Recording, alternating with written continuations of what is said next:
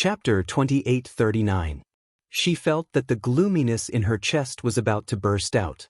At this time, a crisp laughter suddenly came from behind her. "Eldest Miss Mu, what's wrong?" Mu Rochuan abruptly turned her head like a thief, and her gaze met Shi Yongqian's. Why are you here?" "Heh, I followed you all the way here. You were too focused on shock and defeat, right? So you didn't notice me all this time." Shi Yongqian chuckled. She was a blacksmith master, but her cultivation wasn't high. She definitely didn't have a share in the competition for the Sun Moon's secret realm spots this time. Today, she was only here to join in the fun and take a look at the top-ranked students in the academy. She wanted to see if there was anyone worthy of befriending. To her surprise, she saw the Little Stoics group. The Little Stoic was accompanied by Prince Imo, whose appearance was described as exquisite and unadorned, and she was truly too conspicuous. It was hard not to see her. She naturally noticed the Little Stoic leaving using the transportation formation just now. Of course, the things she paid attention to were even more than Mu Rochuan. Before this, her gaze had actually always been on young Sir Omega Kotoku. When she saw the way the Omega Kotoku gazed at the Little Stoic, her fingers dug into her palms until they bled. The second young Sir's gaze was truly too focused on the little girl, so focused that it made Shi Yongqian's heart ache. They were already engaged, yet he used that kind of affectionate gaze to look at another girl. This truly made her embarrassed and hateful to the extreme. The hatred in his heart towards the Little Stoic also increased by another level. Shi Yongqian's man, actually stared blankly at another girl's smile. What was there to look at? He couldn't even pull his gaze away. He even turned a deaf ear to her soft calls a dozen times by his ear. This feeling of her fiancé being right next to her but separated by thousands of mountains and rivers made Shi Yongqian feel a trace of despair. At this moment, it was as if there were thousands of ants incessantly gnawing at her heart. It was so unbearable that she wanted to die. Meanwhile, eldest Miss Mu was completely stupefied and frightened by the transportation formation the Little Stoic used, but Shi Yongqian wasn't. It was just a teleportation glyph array, but it scared Miss Mu to this extent. How ridiculous! No matter how powerful a talisman master was, it was impossible for him to surpass a person with the highest cultivation. In Shi Yongqian's opinion, being a talisman master was not a big deal. If you were to really fight with someone who had reached the god realm, the moment you opened the talisman, the opponent's divine power would have already hit you. You would definitely not be able to win. Moreover, talismans were consumables. How many talismans could a talisman master draw in a day? Even if he saved up for a year, it would only be enough for one battle, right? In Shi Yongqian's opinion, the Little Stoic who used the aura-concealing talisman was merely a little level 3 spiritual cultivator. She couldn't even surpass her cultivation. Wasn't the Little Stoic just a bit more external assistance? With His Highness the Crown Prince by her side, no one dared to bully her. With the title of the Crown Princess hanging on her body, everyone could only respect her and flatter her. When she fought with others, she would only summon her contracted beasts. Her contracted beast, Sand Scorpion, was much stronger than the contracted beasts of other clerics. She only had the ability to rely on external help or intimidate others. Could she really bring out her true strength? Shi Yongqian pursed her lips in disdain and glanced at Mu Rochuan, who seemed to have suffered a heavy blow. Chapter 2840. Shi Yongqian smiled and said, "I received news that something happened at the Little Crown Princess Kaidai Pavilion last night." She left in such a hurry. She probably went back to deal with this matter. Mu Rochuan's mind was in a bit of a daze. When she heard Shi Yongqian's words, her heart couldn't help but tremble. She returned to the imperial capital? Right? She should also return to the imperial capital. Not for anything else, but her heart was in a mess and she really wanted to confide in her mother. She was truly in a mess. She didn't even know if her heart was entangled by a mental demon. Since last night, her mind had been restless and she couldn't guide spiritual energy into her body to cultivate. If this continued, she would be crippled. No, she couldn't continue like this. Her mother was so intelligent and farsighted. She would definitely find a way to help her. Mu Rochuan also hurriedly turned around. You hate her, right? Shi Yongqian suddenly chuckled behind her. As if a thunderbolt had struck her head on a sunny day, Mu Rochuan's heart was in a complete mess. She turned around and shouted in a flustered and exasperated manner, "No! I don't hate her. Why would I hate her?" Arbor was just a wild child without parents since young. She had always been stranded in a damned place like the Lower Star Field and cultivated until now. She was only a level 3 spirit master. She only had a stroke of good fortune and received some guidance from an expert. That's why she had such achievements in talismans today. She just had dog's hit luck. Yes, it was dog's hit luck. Arbor's life was generally very tragic. She didn't have a father, mother, or family to care for her. She must have suffered a lot growing up. How could she be mentioned in the same breath as a young miss of an aristocratic family like her? Why would she be jealous of a wild child without parents? What a joke. Mu Rochuan's eyes shot out a poisonous light. Don't talk nonsense. Shi Yongqian, our friendship isn't deep. We can't open our hearts to each other. Don't try to trick me. I won't tell you anything. I won't. Shi Yongqian smiled. Her smile was very tranquil. I have no ill intentions towards you, young Miss Mu. Why do you have to put up a front in front of me? You just hate her, you hate her to death. Mu Rochuan staggered and leaned against the wall. She shook her head repeatedly. No, I didn't. She's my sister. Why would I hate her? I hate her for doing this. You just hate her. Shi Yongqian said harshly. You hate her for stealing all your glory the moment she came back. You hate her for forcing you and your mother to the edge of the cliff. You hate that her talisman skills have reached the acme of perfection, surpassing you, the eldest Mississippi. You hate her for taking away all of your brother's attention. Isn't that right? Shi Yongqian had observed Miss Mu more than once. She knew Mu Rochuan's mentality better than anyone else. This jealousy was very easy to understand. Miss Mu had grown up under the halo of the genius Miss Mu since she was born. And now, with Arbor's appearance, she was being compared to her again and again. No matter if it was appearance, identity, or innate talent in drawing talismans, this genius young miss had been defeated by Arbor. It would be strange if she wasn't jealous. Mu Rochuan staggered and almost fell to the ground. With your identity, isn't it the easiest way to get close to her? I have a medicine here that can make her disappear completely from the world without a trace. Shi Yongqian reached out and took out a small white porcelain bottle. She smiled at her, revealing her white teeth. Chapter 2841. No. No! Mu Rochuan forcefully pushed her hand away and shouted harshly, Go away! I don't want your medicine. No, I won't harm her. I won't. She's my younger sister. My mother told me before that she hasn't had it easy all these years. I won't listen to you, an outsider, and harm our own family.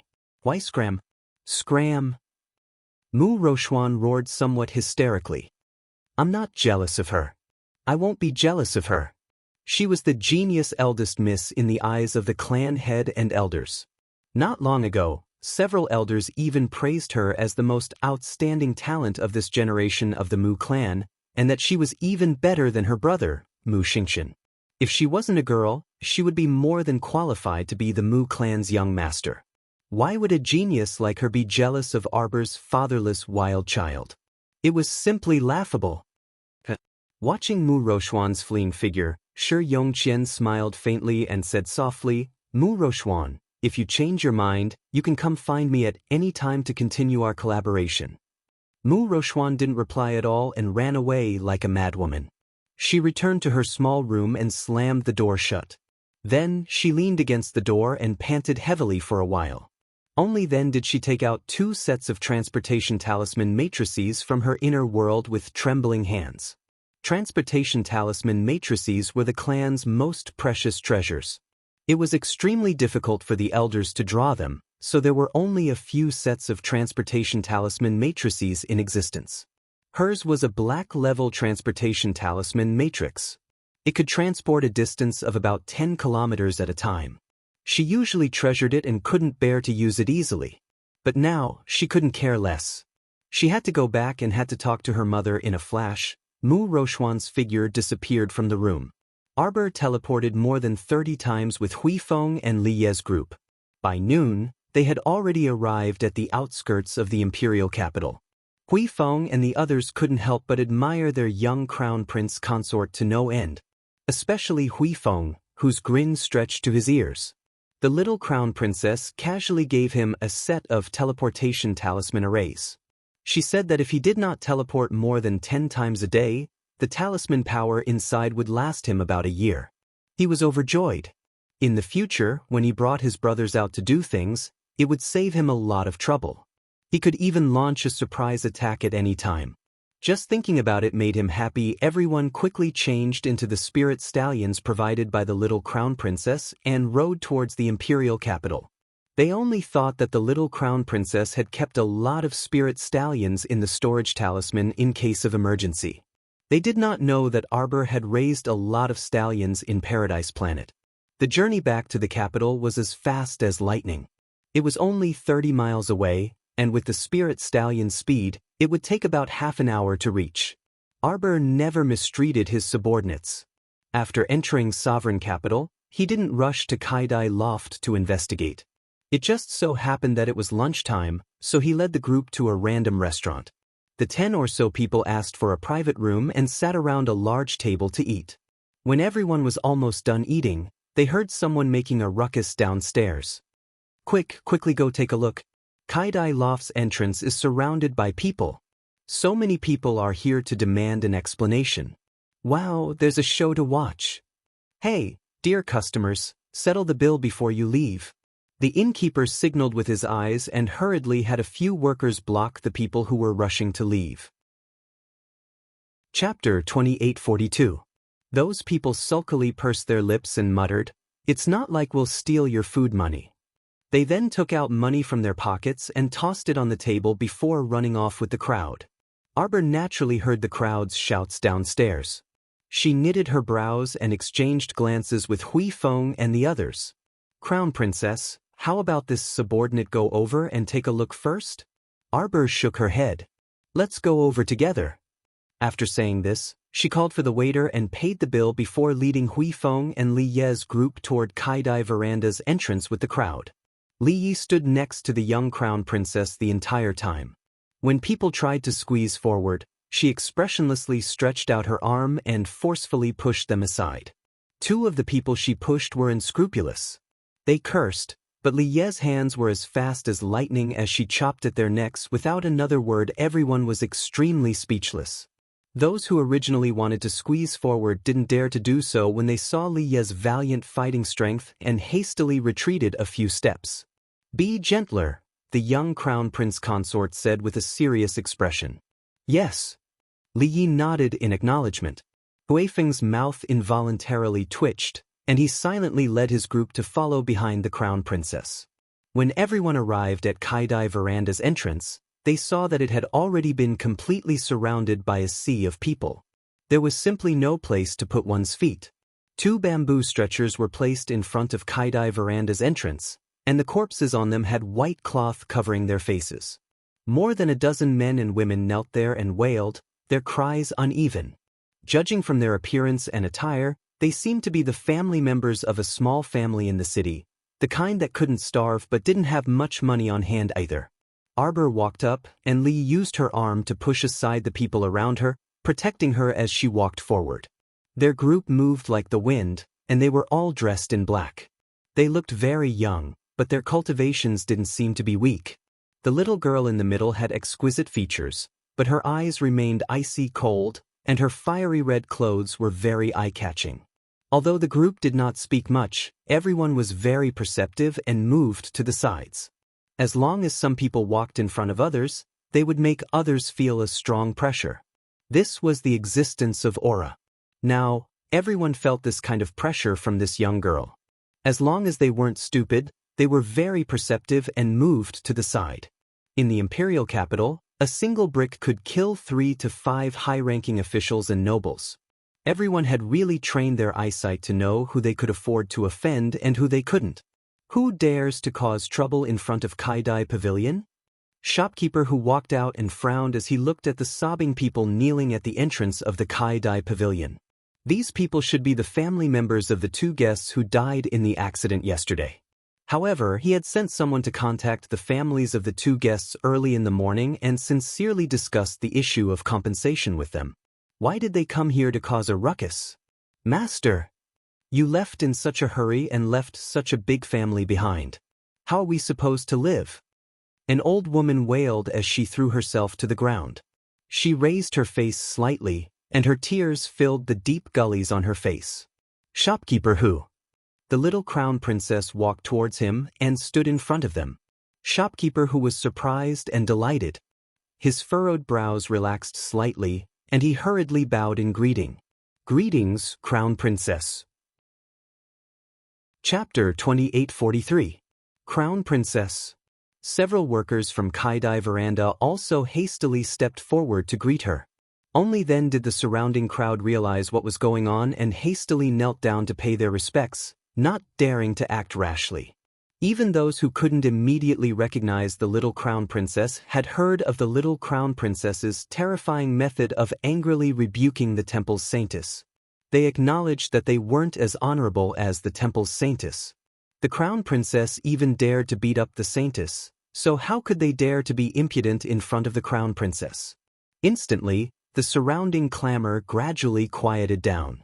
Aside from the two groups of family members who were still weeping incessantly, the onlookers all quieted down. Due to the lack of noise in the surroundings, the two groups of family members' wails also gradually quieted down. As the old woman in the lead cried, she sneaked glances at the expressionless little crown princess. Her appearance was rather comical due to her guilty conscience. Arbor didn't look at them as his gaze landed on Shopkeeper who unfortunately died yesterday? It was Landlord Li and Boss Zhang. Shopkeeper who stepped forward and respectfully reported, when the commotion broke out, someone took advantage of the chaos and set a fire at the entrance. Arbor looked up at the half-ruined Kai-Dai veranda and nodded slightly. How did you negotiate with them? In response to the crown princess, after this happened, I immediately sent people to these two families and negotiated a compensation of 100,000 spirit coins for each family. At the time, they readily agreed. He didn't expect that the two families would change their minds in just one morning. The one who howled the loudest was Boss Zhang's mother, old Madame Zhang. Her eyes darted around before she slapped her thigh and started crying. They want to buy my son's life with just 100,000 spirit coins. This Kai-Dai veranda is truly undisciplined and out of control with the crown princess backing them up. Shopkeeper whose face flushed red. This shrew clearly didn't say this when she came to discuss this matter with them this morning. Go invite Lord Chao here, Arbor said aloofly to Hui Feng, who was behind him. Yes. Hui Feng immediately accepted the order and left. Everyone looked at each other in dismay, wondering if this Lord Chao was the governor. Chao Bu. Take the Eastern Palace's token and head to the Ministry of Justice to invite Assistant Minister Zhou over. Also, bring those ruffians from yesterday over to me while you're at it. The little stoic then turned around to say to Li Yi. Yes. Remember not to scare people, the little stoic instructed. Li Yi nodded. Crown Princess, Li Yi understands. That little face was serious and unsmiling. She turned around and jumped onto the roof with a whoosh, disappearing after a few jumps. The capital governor's mansion was actually quite close to Changle Street. Even with Lord Chao's help, it only took the time it took for an incense stick to burn. During this time, Arbor had people bring out a few armchairs and help the elders sit down. At first, old Madame Zhang was unwilling. The little crown princess said coldly, Old Madam, you're already so old. It's not appropriate for you to sit on the cold ground and cry. Our Kai-Dai veranda is sincere in resolving this matter, so please cooperate with us. Crying, throwing a tantrum, and threatening to hang yourself won't solve any problems. I hope you understand that you're already so old. Even if you don't want face yourself, your descendants will still want face in the future when they live in the capital. Old Madame Zhang's complexion alternated between green and white when she heard this series of sarcastic words. Chapter 2844. 534 slap you to death. When Chao Jieto arrived, he saw a group of people crowding around Kaidai Pavilion's entrance. Squeezing in, he saw the crown princess sitting there expressionlessly. Behind her were several black-clothed youths standing ramrod straight behind the crown princess, each of them as upright as a pine tree. Chao Jieto hurriedly went forward to greet the crown princess. After that, the little crown princess gave him a friendly nod and pointed to the armchair at the side for him to sit down.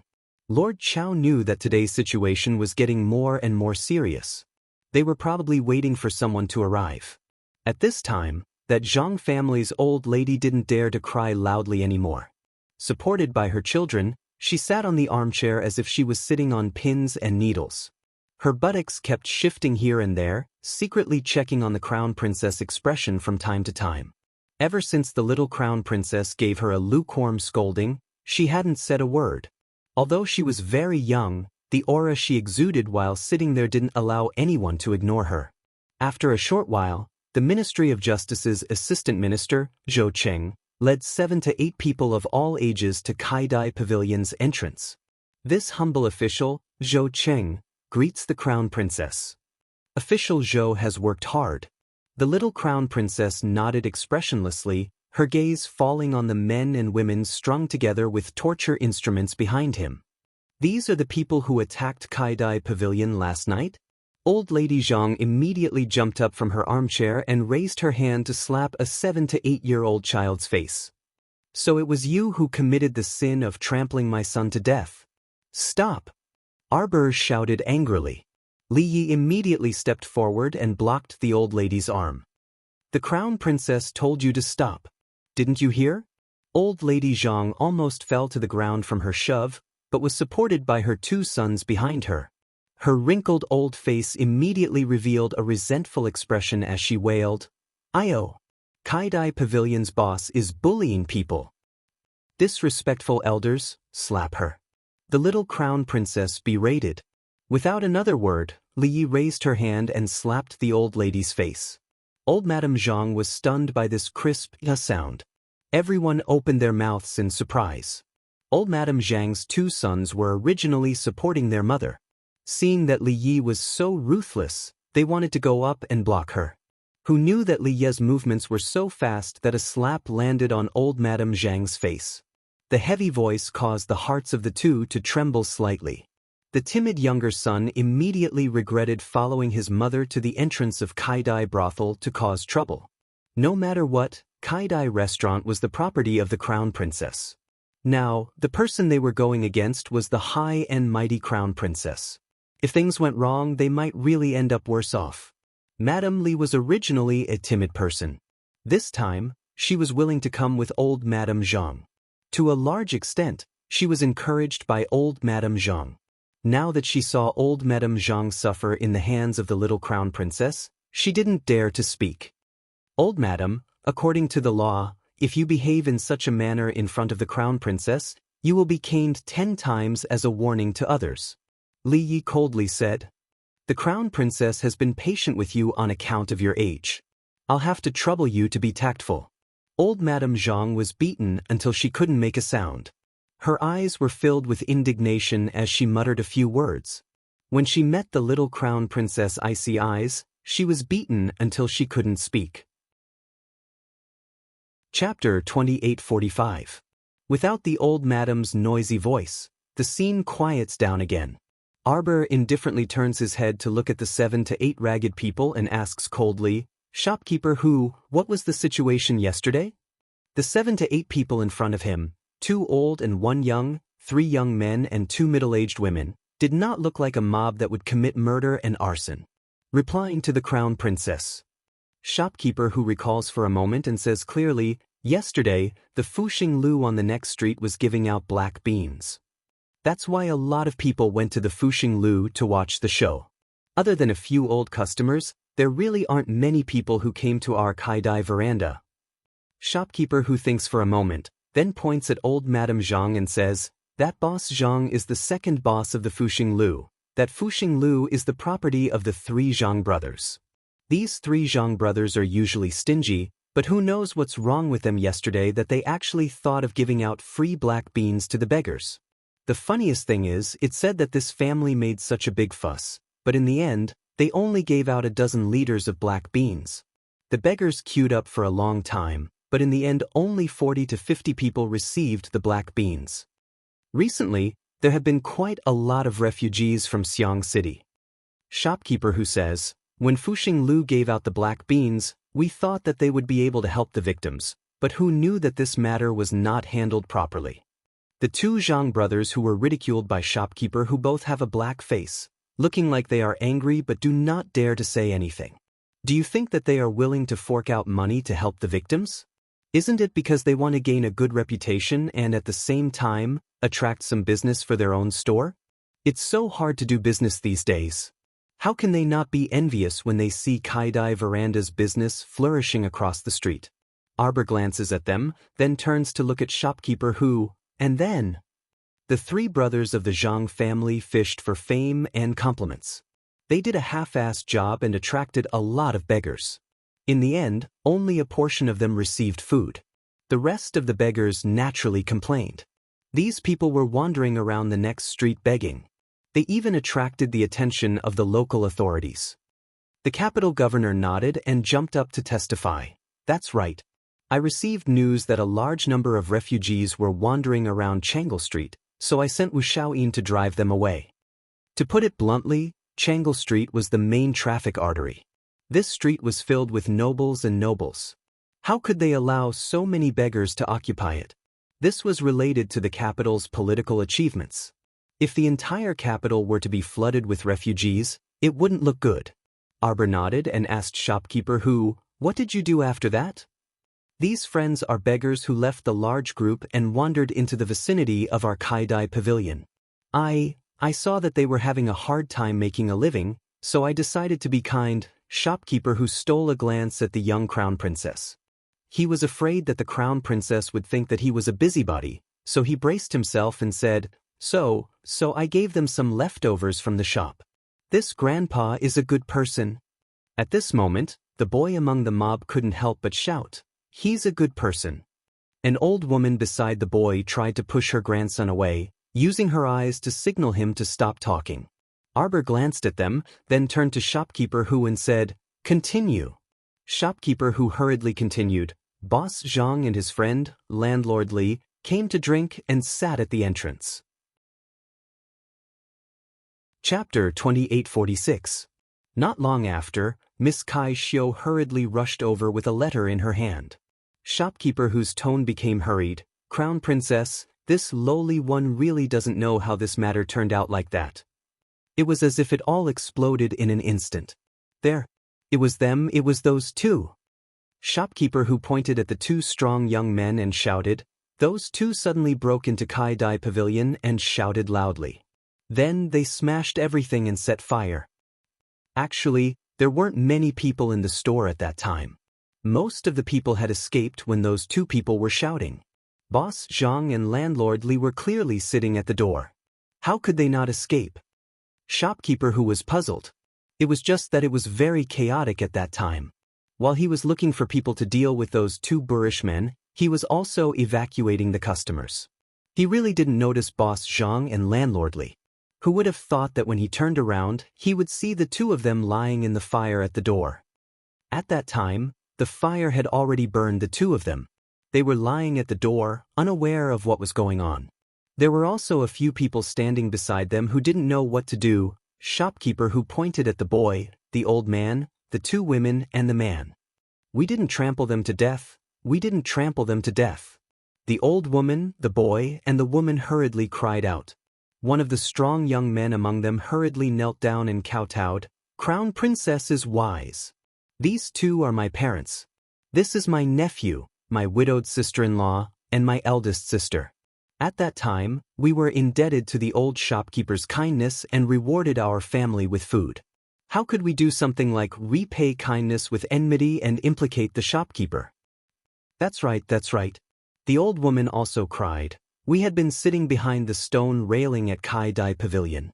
When the fire started, we were eating. When I saw that the fire was so big, I quickly asked my son to go and help. When the family ran to Kai Dai Pavilion's door, that boss Zhang was just about to run out. We hurriedly reached out to grab him. Who knew that he would suddenly fall down in front of us? Shopkeeper Who nodded repeatedly. That's right, Boss Zhang and Landlord Li were originally sitting at the door. If they wanted to run, they could actually run very fast. But I don't know why. The rumor of someone being trampled to death was also spread last night. Shopkeeper Who thought for a while and said, I don't know who spread this rumor. Everyone is saying that the Kai Dai Pavilion was attacked by a mob and someone was trampled to death. Arbor roughly understood the situation and pointed at the two people covered by the white cloth. Open it. When old Madame Zhang heard this, she immediately disagreed. What do you want? Didn't you bring her here to let people see her? Arbor stabbed her coldly. If you didn't want people to see her, why did you bring her here? We have to get to the bottom of this before we can talk about compensation. Whether or not it's related to the Kai Dai veranda is still unknown. Just by looking at the family's untruthful appearance, Arbor felt that the cause of their deaths was suspicious. Old Madame Zhang was choked by the little stoic's words. Her heart was stifled with displeasure, and her face turned the color of a pig. Hui Feng didn't care whether old Madame Zhang was happy or not. He directly walked up and pulled the white cloth from both sides, revealing two faces that were 60% to 70% charred. What? The onlookers nearly vomited from disgust. The group of people continuously retreated a few steps. Wait for me, I'll say it's over. Chapter 2847. This burning was too disgusting. They fell face down in the fire? Arbor walked forward expressionlessly. He first squatted beside Boss Zhang to take a look, then walked to Squire Li's side. That's right. Shopkeeper Who nodded. They weren't burned to death, nor trampled to death. Arbor said coldly, they were poisoned to death. Impossible. Madame Zhang shrieked. They were trampled to death. They were trampled to death. It's your Kai Dai brothel's poor management that caused the mob to attack and implicate the guests. Whether it's true or not, wouldn't it be clear if we invite a coroner here? Arbor said coldly, why didn't you let the authorities investigate your son's death?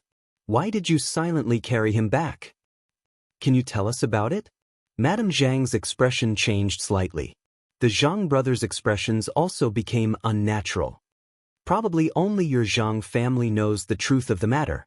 As they spoke, two deft coroner had already been invited over. They went forward to examine the two corpses, then stood up and cupped their hands. The surface of the corpses was severely burned. Ordinary flames wouldn't be able to burn them to this extent in a few minutes, so this subordinate speculates that this should be a 6th-level spiritual fire or above.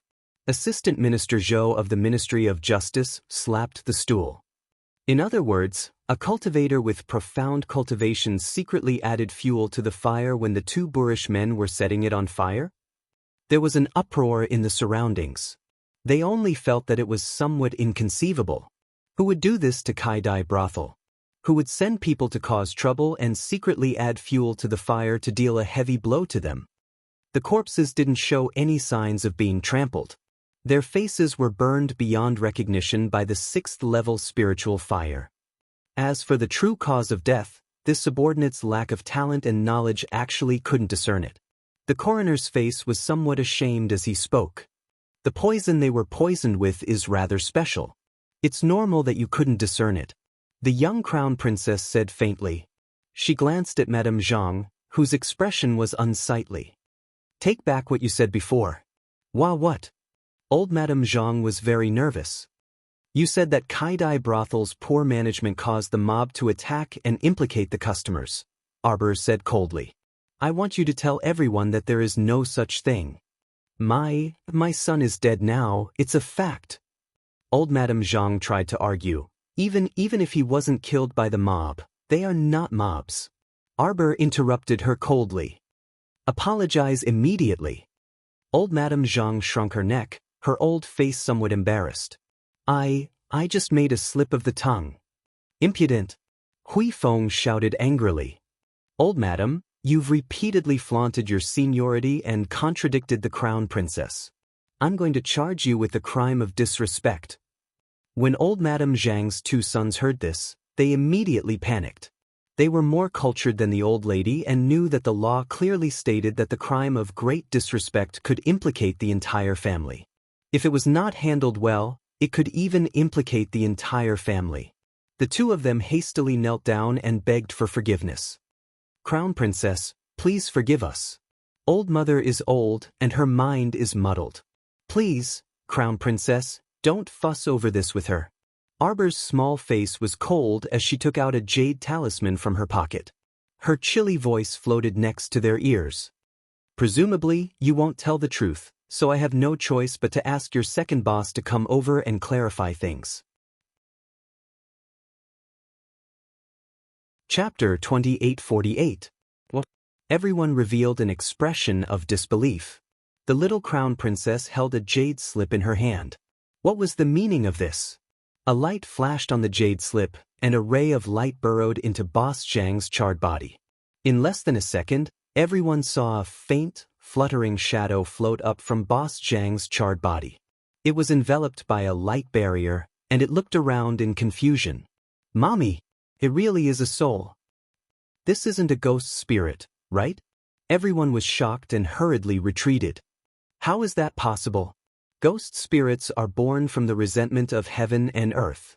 They're formed from the accumulated resentment of a person's soul that didn't disperse after death. Right. I heard that they carry the power of evil Yin. This Boss Zhang's soul clearly doesn't have any power. It should be an ordinary soul." Everyone felt more at ease after hearing this explanation, but they still couldn't help but move closer to the center of the crowd. The little crown princess was truly godly. She could summon Boss Zhang's ghost with a jade slip. This move was truly too masterful.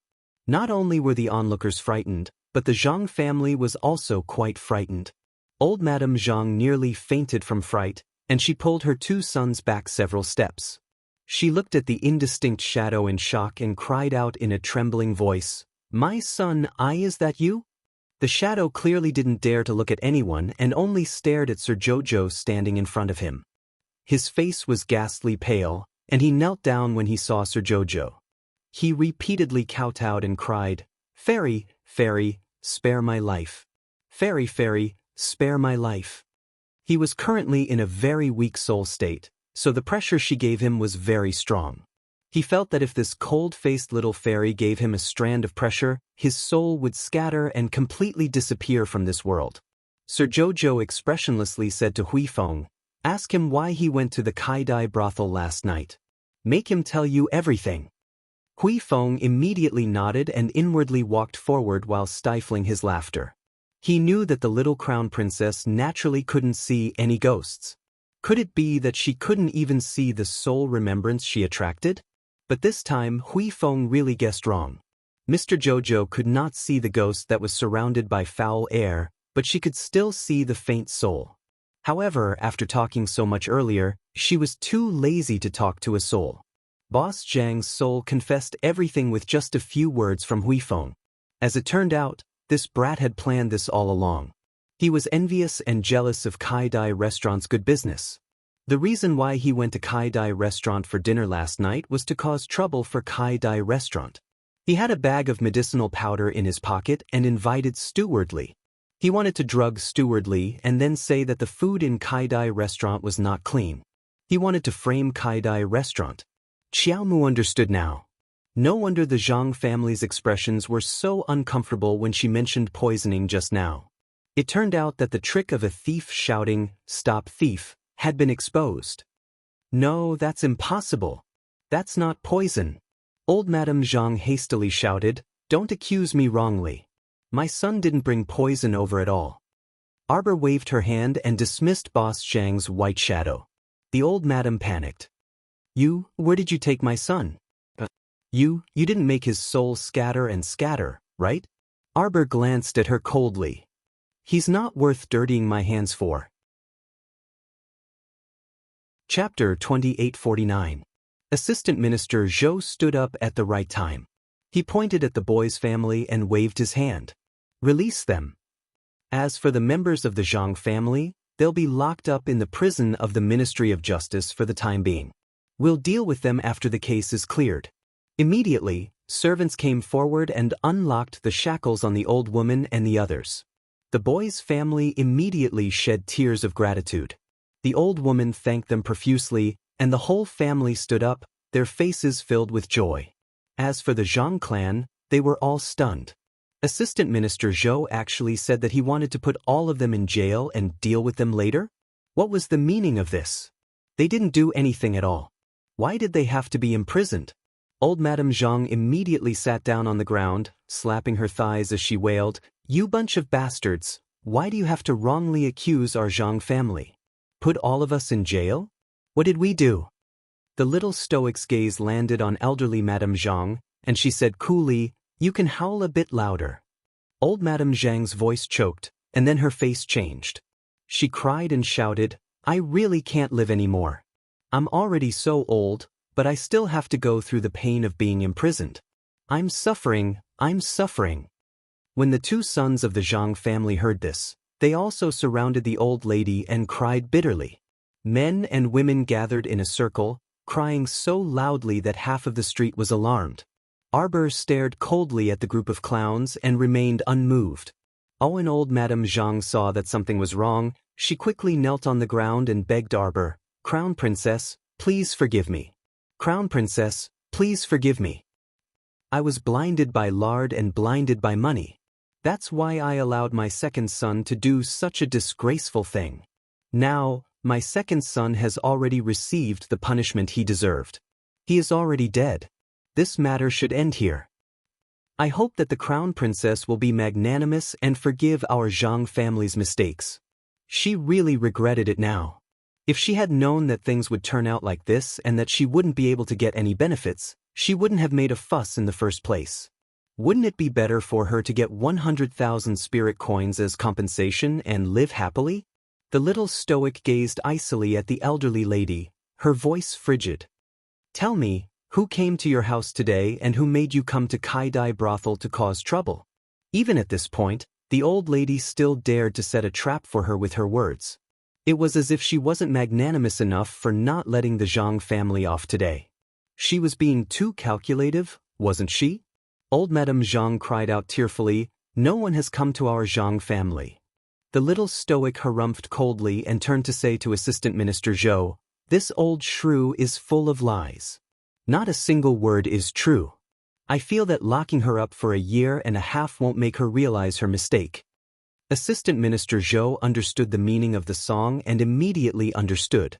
He nodded in agreement and said, "The Zhang family poisoned and set fires. Their crimes are too numerous to be recorded. This humble official also feels that the Zhang family absolutely cannot be dealt with lightly. This matter is of great importance and must be reported to His Majesty." When old Madame Zhang heard that this matter was going to be reported to His Majesty, how could it be settled peacefully? She couldn't help but tremble in fright, and her eyes were about to pop out. She hastily kowtowed and admitted her mistake. "No, don't."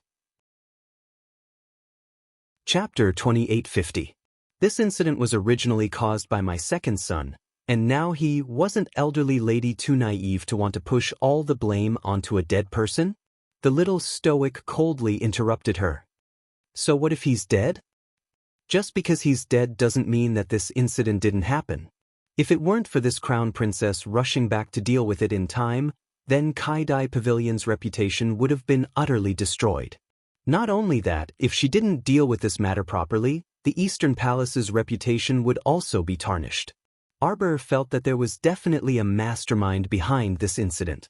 Moreover, 2.5 of that elderly woman's words were untruthful, so how could she easily believe them?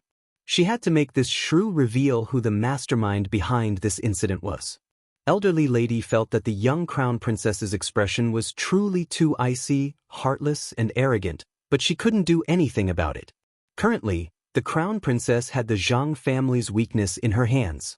If the Crown Princess didn't want to be kind, an elderly lady from a small wealthy family like her definitely wouldn't be able to contend against her. Elderly Lady Zhang steeled her heart and secretly peeked at her two sons next to her. However, there was a bit of terror on eldest Zhang's face. Eldest Zhang shook his head at his old mother. Although this movement was very slight, it was clearly seen by the young crown princess. The young crown prince consort swept a cold glance at the eldest son of the Zhang family before turning her gaze back to the Zhang family's old matriarch. If you're willing to reveal the mastermind's identity and honestly explain this matter to me, perhaps your entire family can still survive. Otherwise, I believe you won't want to experience this crown princess's methods. These words were very serious, and elderly Lady Zhang was completely stupefied. She didn't expect that just framing Kaidai Pavilion would escalate to this extent and implicate the entire family's lives. As expected, this little malignant star with vicious methods wasn't to be trifled with. Eldest Zhang gritted his teeth and hastily defended himself. Crown Princess, this matter is indeed my second brother's fault. He brought the bag of medicinal powder to Kaidai restaurant to eat and used this opportunity to tarnish Kaidai restaurant's reputation. This will definitely affect the reputation of the Crown Princess and the Crown Prince. But my second brother is already dead. What he meant was that Boss Zhang had already shot himself in the foot. Crown Prince Consort, how could you still cling on to this matter and not let it go? Wasn't this a little too unforgiving? The noodle vendor sneered. Your whole family is struggling with this problem. I'll tell you one more time. If I, the Crown Princess, had not handled this matter in time, I'm sure you all know what kind of impact this matter would have on the Eastern Palace. That doesn't mean that everything will be over once he's dead. The young Crown Princess stared at the Zhang family with a cold gaze. He was dead, but the matter wasn't over yet. Arbor wanted everyone to know that anyone who messed with her would have to pay the price. The Kaidai Pavilion is a small matter, but the Crown Prince's reputation is important.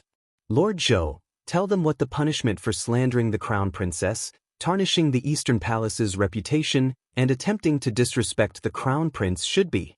Assistant Minister Zhou hurriedly stepped forward with a serious expression on his old-fashioned face. Replying to the Crown Princess, those who tarnished the Eastern Palace's reputation and attempted to defame the Crown Prince and the Crown Princess should be executed according to the law. Those who committed serious crimes can be sentenced to 9 generations of their family. Elderly Lady Zhang's face paled as she collapsed to the ground. Eldest Zhang was so frightened that he staggered. Chapter 2851. When they heard that they were going to be imprisoned and might even be beheaded, they were scared out of their wits. Boss Zhang was a bit dumbfounded as he hastily knelt on the ground and begged for mercy. He kept shouting, "Crown Princess, please be magnanimous and forgive us this time. It's this one's family that is short-sighted and unwilling to accept the fact that Kaidai Veranda's business is booming. That's why we thought of such an absurd method to take advantage of Kaidai Veranda. We didn't want to offend Your Highness the Crown Prince and Crown Princess," Boss Zhang said in fear and trepidation. Shopkeeper Wu's eyes burned and his veins throbbed as he listened on the side. Because Kaidai Veranda's business was booming, you coveted it and acted to destroy it. You wanted to use this as a pretext to slander them? The main reason was that Kaidai Veranda's business was too good. Ever since Arbor had taken out the holy rice and fruits and vegetables filled with spirit energy, Kaidai Veranda's business had risen steadily. The prices of Kaidai Veranda's dishes were already extremely high to begin with, and the prices of the new holy rice and spirit vegetables had reached a hair-raising level. This instantly attracted the attention of the surrounding restaurants. Actually, it wasn't just Boss Zhang's family that had sent people to Kaidai Veranda to inquire about the situation. In reality, there were many restaurants in the surrounding area that had sent their waiters to Kaidai Veranda to secretly investigate. But the results of their investigations were all consistent. Kaidai Veranda's new dishes, whether it was the holy rice or the special spirit vegetables, were all limited in supply. There were even a few times when customers almost fought over a plate of holy rice. This kind of matter was very strange. If Kaidai Veranda's business had been booming in the past, then it had been booming, but it hadn't been this popular. But the waiters that the bosses had sent out hadn't been able to find any clues. In the end, one of the insiders had pitted them and told them, It turned out that a cultivator of the 7th level of the spirit realm had eaten an extremely expensive meal of holy rice at the Kaidai Pavilion not long ago. He'd advanced in level that night and had been unusually excited. He'd spread the news to his friends and family. Therefore, this matter had become more and more miraculous through word of mouth. Now, everyone knew that Kaidai Veranda's holy rice was very helpful to cultivation. Because that practitioner had been stuck at the 7th level of the spirit realm for who knows how many years, he had thought that he would never be able to break through this realm in his lifetime. However, he had unexpectedly advanced just like that. This caused him to be wild with joy, and it once again broadened his horizons. He realized that there was no end to cultivation in this world. You don't know what will happen in the next second. This made his stagnant life suddenly rise and fall. This person felt that perhaps his cultivation base could really be improved, so he planned to buy more holy rice from shopkeeper who at a sky-high price. However, shopkeeper who spread out his hands, indicating that he couldn't buy it even if he had the money. The holy rice that Arbor had given him was only enough to feed 30 people. After these days of consumption, it had long been used up. Therefore, the last few bowls of holy rice were sold at sky-high prices. A bowl of holy rice that cost 30,000 was sold for 180,000. After the news spread to the various restaurant owners, how could they still sit still? All of them jumped to their feet. What kind of sky-high price was this? How could it be sold for 180,000? Their small restaurants didn't even make 180,000 in a year. How could this be? This was a special product. This was simply robbery. Chapter 2852. The news spread like wildfire. Everyone was saying that Kaidai Veranda's holy rice paired with spirit vegetables could increase one's cultivation level and aid in making breakthroughs. As a result, the entire sovereign capital was in an uproar. Many patriarchs of aristocratic families were racking their brains to buy this holy rice. Unfortunately, even shopkeeper who didn't have any stock of this holy rice on hand. Not only that, several family clans had secretly sent people to Kaidai Veranda to gather information. They wanted to uncover the secret of the holy rice. But to their disappointment, they found nothing. Kaidai Veranda's daily supply of fruits and rice was basically depleted. Even if there was some residue left, they could not find anything amiss after secretly investigating it. Everyone returned empty-handed, but they were even more curious about the holy rice, spirit vegetables, and fruits. Family patriarch Long, who had been stuck in his cultivation realm for several years, was extremely curious about the limited offerings of Kaidai Veranda. However, there was nothing he could do about it. He had repeatedly tried to purchase the holy rice, but was told that it was out of stock. The repeated requests only made his heart itch even more. Kaidai Veranda's business was even more prosperous than before. Arbor lowered her head to glance at the Zhang family. She pursed her lips and asked coldly, "Who taught you to move a corpse here and cry?" Granny Zhang kowtowed. This time, she was not faking her tears. She was truly regretting her actions. "Crown Princess, it's my fault. I was blinded by greed and wanted to scam Kaidai Veranda. I'll tell you everything. Someone did come to our Zhang family and wanted us to move Er's corpse to Kaidai Veranda's entrance to continue causing a ruckus. That person was wearing a Fua mask and sounded like a middle-aged man. However, from my decades of experience, that person was definitely a woman disguised as a man." Arbor coldly glanced at Granny Zhang. Old Madam wailed as she wailed, "Crown Prince Consort, this old woman has told you everything she knows without reserve. I implore you to let us off this once." Arbor did not say a word. Instead, Assistant Minister Zhou commanded more than a dozen strong guards to step forward and arrest the Zhang family. They placed the shackles that were originally placed on the boy's family onto them. Arbor did not say a word until the Zhang family was dragged away by Assistant Minister Zhou.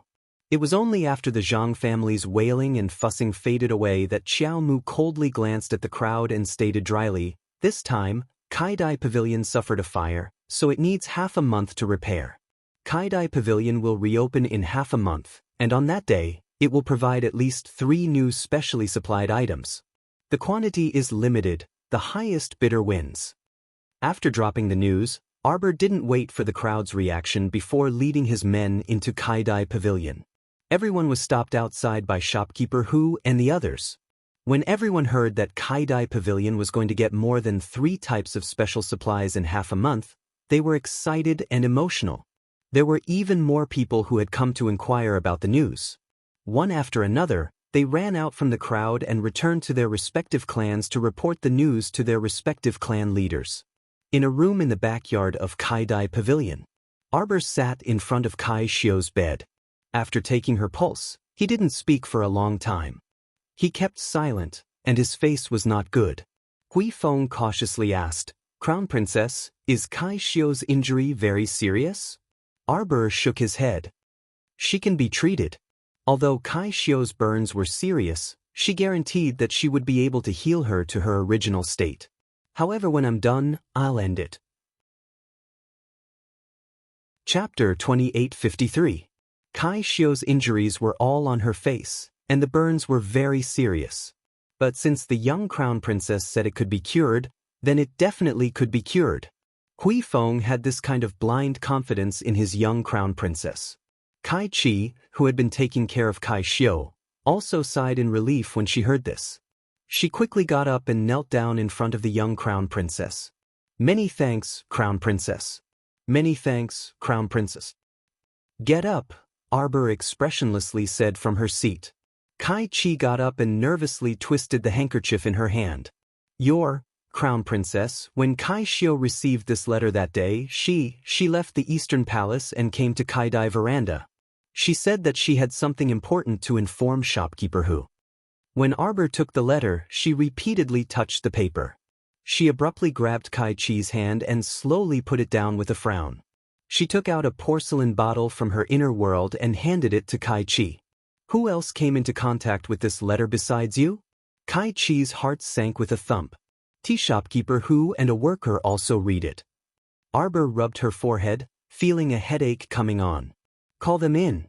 She paused for a moment, then took out a few more bottles of pills from her inner world. "Forget it. Go and give them to everyone in Kaidai Pavilion. Tell them to take one each." Kai Chi's heart thumped wildly, and she asked in a trembling voice, But there's something wrong with this letter?" Arbor nodded. "Once the poison enters the body, anyone below the spiritual realm will silently die within 3 days. Everyone in Kaidai Veranda was an ordinary mystic realm cultivator. Most of them were still normal people, so they naturally couldn't resist this kind of poison." Kai Chi was so frightened that cold sweat broke out on her forehead.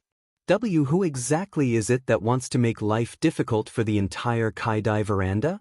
Arbor was silent for a long time before she said indifferently, "They want to make life difficult for me." However, Hui Feng thought of another question. "Crown Princess, can this poison be transmitted through the human body?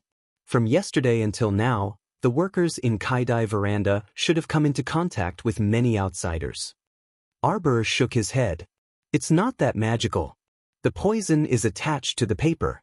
It has to be touched by the skin to enter the body. After it enters the human body, it travels through the meridians and accumulates in the heart at a very fast speed. Therefore, if it's quick, it'll take 1 day, and if it's slow, it'll take 3 days." "I've lost this round," Arbor said calmly. Until now, she still did not know who was the one who set fire to Kaidai Pavilion and ordered the Zhang family to take the lead. Her own subordinate, Kai Shio, had been severely injured by the fire. Although she could be saved, she still had to suffer a lot. The letter was written in Arbor's own handwriting, stating that he had accidentally learned that a mob had gathered to cause trouble at the Kaidai Pavilion. He told Kai Shio to immediately go to the Kaidai Pavilion and discuss countermeasures with the shopkeeper. If something happened to Kai Shio, she was to take the Eastern Palace token and go to the capital office.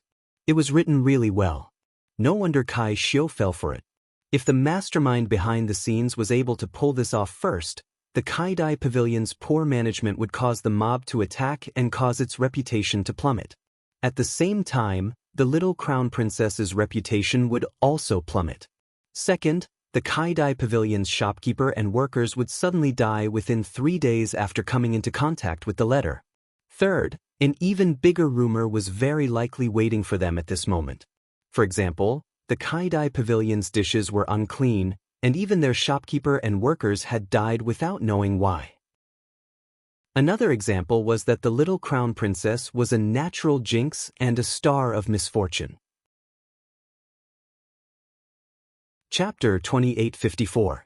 Kaidai Veranda had always been well managed by the Mu family, but as soon as the little crown princess took it back, it had to face the consequences of poor management and bankruptcy. Perhaps by the time she returned from the academy, the legend of her being the source of disaster would be spreading through the entire capital again. This kind of method really seemed to be the work of her old rival. That old rival who didn't let her have an easy time, skillfully and thoughtfully laid out this scheme. If she hadn't suddenly appeared and rushed back, perhaps all of this really would have developed uncontrollably according to that person's scheme. Arbor pursed her lips and reflexively clenched her fists, stubbornly controlling the overwhelming emotions in her heart. If that old rival was right in front of her right now, she probably would have uncontrollably torn him to shreds. Arbor took a deep breath and looked down at Kai Xiu, who was lying on the bed with her eyes tightly shut. After instructing someone to bring in water, Arbor skillfully removed the layers of cloth wrapping around Kai Xiu's face. She first carefully cleaned her wounds before applying ointment on them. Afterwards, she stood up and instructed Kai Chi, who was standing to the side, "The wounds on her face will hurt and itch for the next 2 days. When she wakes up, you can't let her scratch at the wounds. Watch her carefully. She'll gradually recover after applying this ointment for 3 days. At that time, the numbness and itchiness will gradually disappear. Yes, Crown Princess. This servant will definitely watch over her carefully." Arbor handed a bottle of pills to her.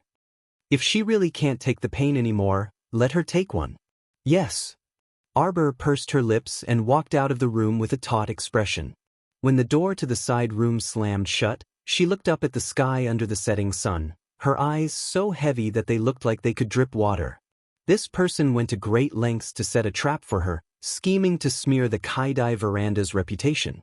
She truly put in a lot of effort. She reached out to rub her aching head. She vaguely thought of something in her mind, but it disappeared without a trace in the blink of an eye. Since she couldn't think of it, then she wouldn't think about it. Kai Xiu couldn't really move due to her injuries, so Arbor had Kai Chi stay behind to take care of her while she led Hui Feng, Li Yi, and the others back to the Eastern Palace. As night approached, Hui Feng came to report with a slightly unsightly expression. He said that the 8 members of the Zhang clan who had been imprisoned in the Ministry of Justice's prison had all suddenly died. Arbor was so angry that he smashed the teacup on the ground. Zhao Tingdong, Eunuch Chen, Aunt Jing, and the others didn't even dare to breathe loudly as they lowered their heads.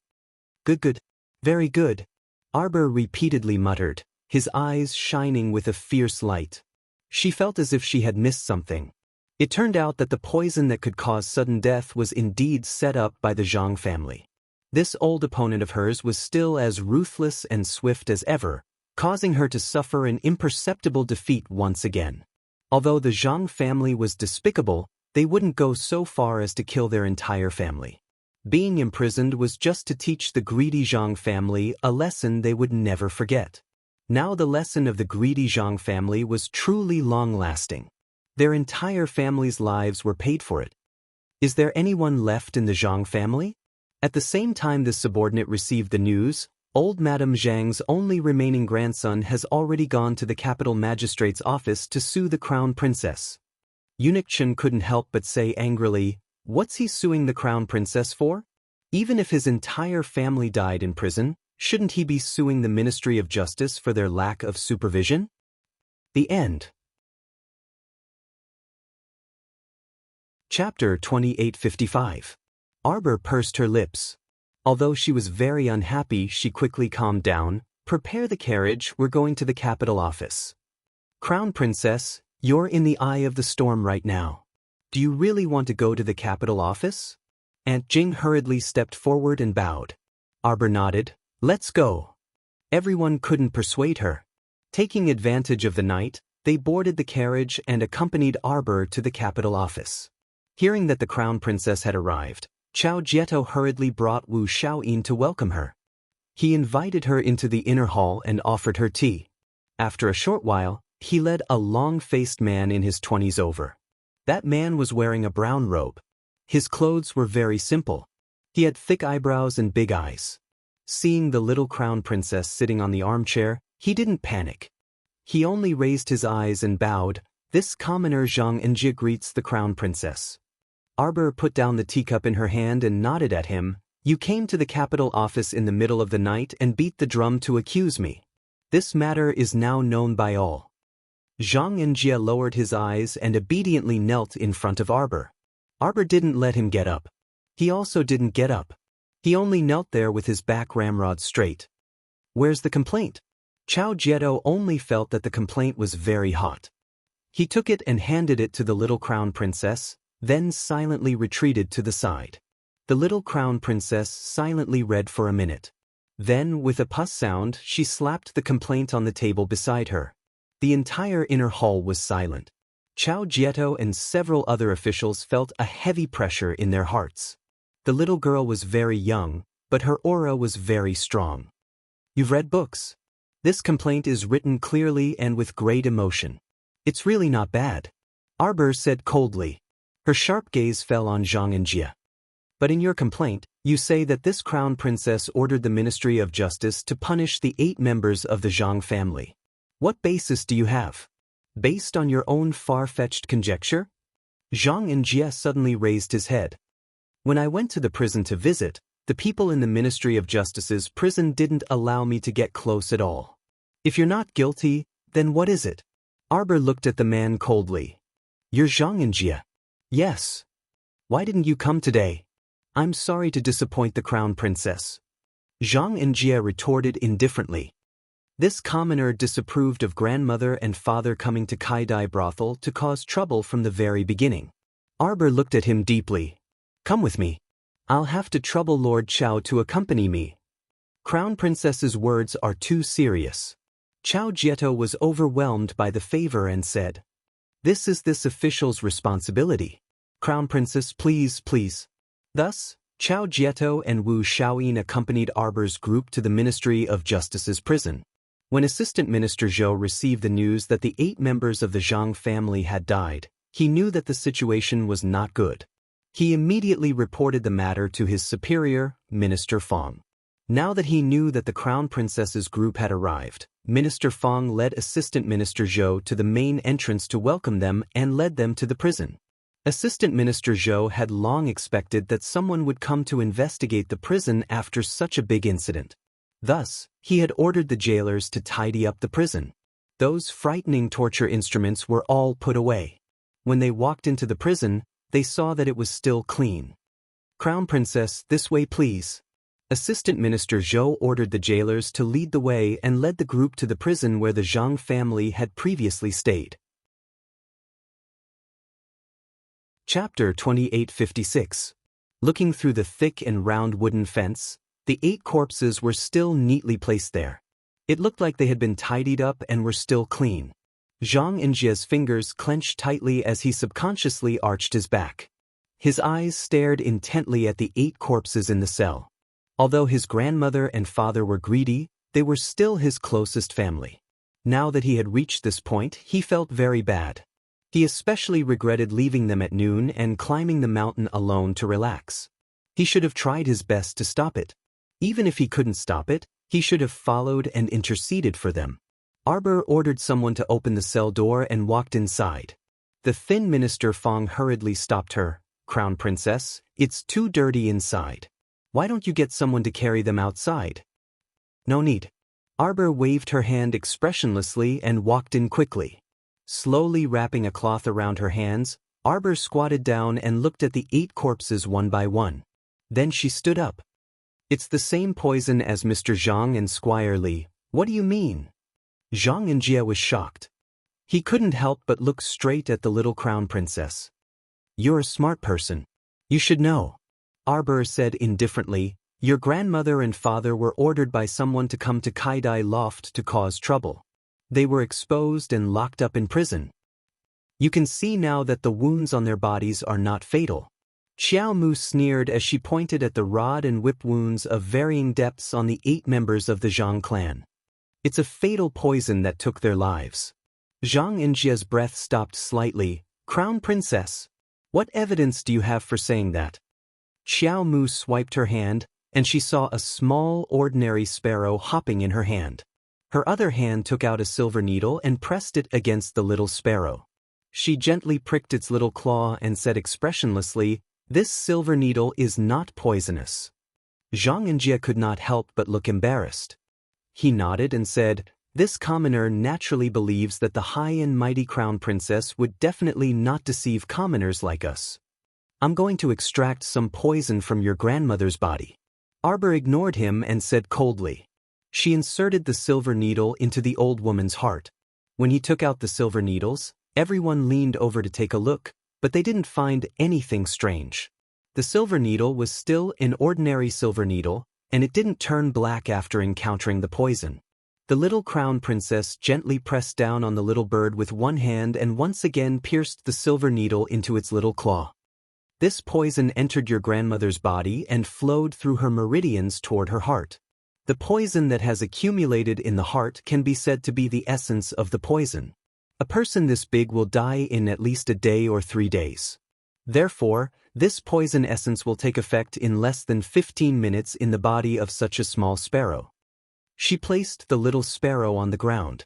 At first, the little sparrow happily jumped a few times on the ground, but in less than a few minutes, its body tilted to the ground and it let out a weak cry.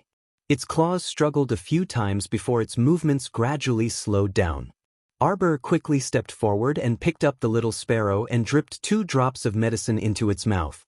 Not long after, the little thing stretched its little wings and slowly recovered. Chapter 2857. Although he still looked dispirited, at least his life was saved. The little stoic straightened up and turned to look at them. Her gaze landed on Zhang Enjia's face. "If you still feel suspicious, you can find someone to test this poison. Don't say that I lied to you." When everyone present heard this, they all took a step back in unison, leaving Zhang Enjia standing alone in front of the Crown Prince Consort with a bewildered expression.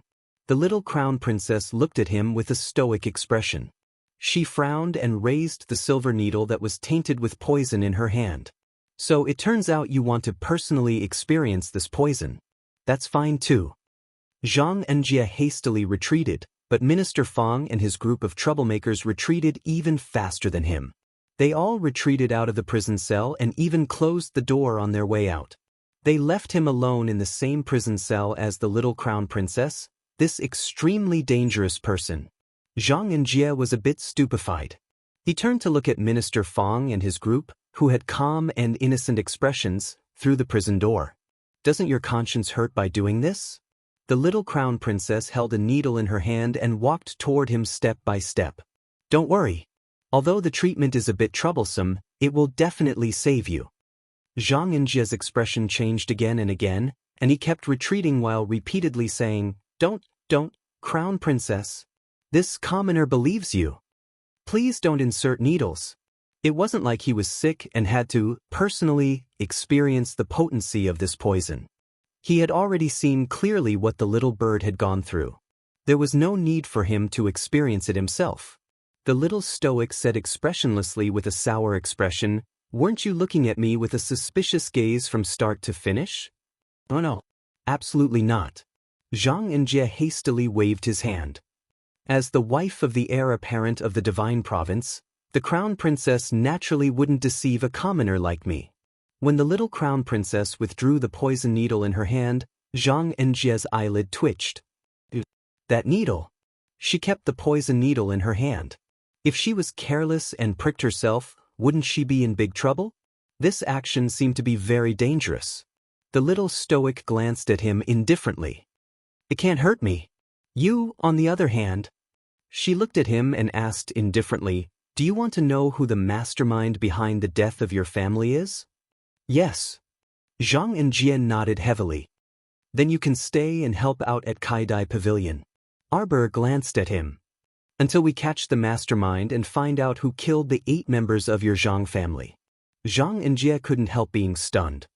"Crown Prince Consort, they wanted to hire him to work for Kaidai Pavilion?" "That's exactly what you think." The little stoic coldly swept him a glance. Your handwriting isn't bad. In the future, stay at Kaidai restaurant and help write recipes. When the people outside the cell heard this, they couldn't help but stagger and almost fall to the ground. Their dear crown princess. How could this little person be so comical? You came to accuse me without evidence and caused a bit of damage to my reputation, so I'll deduct half a year's worth of your salary. Zhang Enjie, what happened? Why was his salary deducted for half a year before he even started work for no reason? After half a year, I'll give you a salary of 1,000 spirit coins per month. You'll get more money if you do well, and scram if you don't. Chapter 2858. Zhang Enjie looked at the young crown princess in front of him with an odd expression. Outside the prison cell, Minister Fang and his group had long been unable to look straight at him. For some reason, they actually started to sympathize with Zhang Enjie, this hothead, from the bottom of their hearts. It's the funeral of the 8 members of the Zhang family. Minister Fang hastily said, "This humble official has already submitted a memorial to His Majesty regarding this matter. His Majesty has clearly stated that this family should be properly buried. Oh, then the royal court will pay for the funeral expenses, right?" The little stoic muttered before turning to say to Zhang Enjie, "Once you're done, I'll give you 10 days off. If there's nothing else, come back to work earlier." The 10 days of leave I gave Zhang Enjie are equivalent to 500 spirit coins a day. The royal court will compensate me with this money. Everyone collapsed to the ground in shock. "Aren't you stingy? Not only did you make Zhang Enjie work for free for half a year, you even gave him 10 days off and wanted the royal court to compensate you. Speaking of which, you only gave Zhang Enjie a monthly stipend of 1,000, but when you asked the royal court for compensation, it became 500 a day. Where exactly did this weirdo come from? How did the emperor end up with a daughter-in-law like you? Is there a problem?" When the little stoic saw Minister Fang and the others twitching their eyebrows and eyes, she couldn't help but ask. Minister Fang rolled his eyes, and Assistant Minister Zhou hastily walked up behind him and secretly poked him in the waist. Minister Fang adjusted his expression and coughed lightly, saying, "Crown Princess, there's no problem. This humble official will draft a memorial to this matter and present it to His Majesty." The young crown princess nodded calmly in the midst of chaos. "He got off easy." "Who got off easy?" Everyone speechlessly asked the heavens. "You think that the emperor got off easy, right? You only asked for 5,000 in compensation because you think it's too little, right?" Minister Fang and the others followed the young crown princess out of the prison in a daze, pondering a very strange question the entire time. Why didn't one of the crown princess workers come to work and insist on asking the emperor for compensation? Meanwhile, Zhang Enjie was also pondering a serious question. Why was he in such a rush to work for the little crown princess? And why was his allowance for half a year deducted for no reason? Why did it feel like the little crown princess didn't lose anything after this matter was settled? She even gained a cheap helper that night. Minister Fang wrote the memorial and presented it to His Majesty the next day. The memorial was written with great emotion, praising the crown princess from head to toe, saying that she was smart and talented, that she could solve cases like a god, and that she was able to determine the cause of death of 8 people with a single silver needle. The censorate Darren followed Minister Fang and Assistant Minister Zhou's group in praising the young crown prince consort. The great emperor couldn't help but laugh. Yesterday, when he received the news that Zhang Jiazi had gone to the capital office to sue the crown princess, he had been secretly happy for a while. He thought that he would most likely receive many impeachment memorials from the courtiers today. Finally, he had an excuse to bring his youngest daughter-in-law in front of him and give her a good scolding. He wanted to vent the anger and frustration that he had suffered since meeting the young crown princess. He didn't expect that during the court session today, these old fellows acted as if nothing had happened. Not a single one of them mentioned the crown princess, not to mention the impeachment memorials. There was no such thing at all. Right now, Minister Fang's memorial was actually singing the praises of the young crown prince consort. This group of cunning fellows must think that the young crown princess was a tough nut to crack, so they didn't dare to do anything. A group of bastards who changed their rudder according to the wind. Chapter 2859. In the end, Minister Fang's memorial eulogized the Zhang family, and he even proposed that the imperial court compensate the Zhang family with funeral expenses. Alright, that was fine. After all, the person died in the Ministry of Justice's prison, and the imperial court had to shoulder this inexplicable blame. So be it if there were funeral expenses. But the problem was that Minister Fang mentioned the final 5,000 spirit coins as a delayed labor fee. What was this? The imperial court had to pay for this? When Mo Lusheng heard about this baffling compensation of 5,000 spirit coins, he couldn't help but laugh in exasperation. Although the officials below didn't dare to say anything, the faces of Prince Kong, the Prince of Giant Pain, and the others standing in the front row were clearly twitching, and they were secretly suppressing their laughter. The princes were mostly rejoicing in other people's misfortune, right? Mo Lusheng swept a glance at Prince Kong. Stop pretending, you almost can't suppress the smile on your lips. Mo Lusheng felt that if this little stoic was in front of him right now, perhaps he would personally beat her up. The emperor of the divine province expressionlessly looked at Minister Fang. Fang Hongliang's heart was like a small boat floating in a small river, sinking and sinking, about to sink to the bottom of the water. Then he heard the emperor icily mutter, "Approved." Fang Hongliang hurriedly breathed a sigh of relief. The emperor's handsome face was cold as he said word by word, "Have the crown prince consort scram back to the Royal Academy before noon. Don't be so dispirited and lazy after only 2 days of classes." Everyone silently hung their heads, and their mouths twitched one after another. How sullen was our emperor in his heart that he didn't even want to see the little crown princess's face. He only wanted her to scram far, far away, and it was best if she didn't return for the time being. After everyone retreated from the royal court, they couldn't help but wipe away their sweat. The emperor always suffered a setback in front of the young couple. If this continued, who knew if he would get sick from holding it in? Achoo! Far away in the Royal Academy, Mo Lien looked up at the bit of dawn that peeked out from the east and pursed her lips with a sigh. Why wasn't his wifey back yet? Good morning, Crown Prince. Little Fatty was sweating all the way as he ran over from the backyard.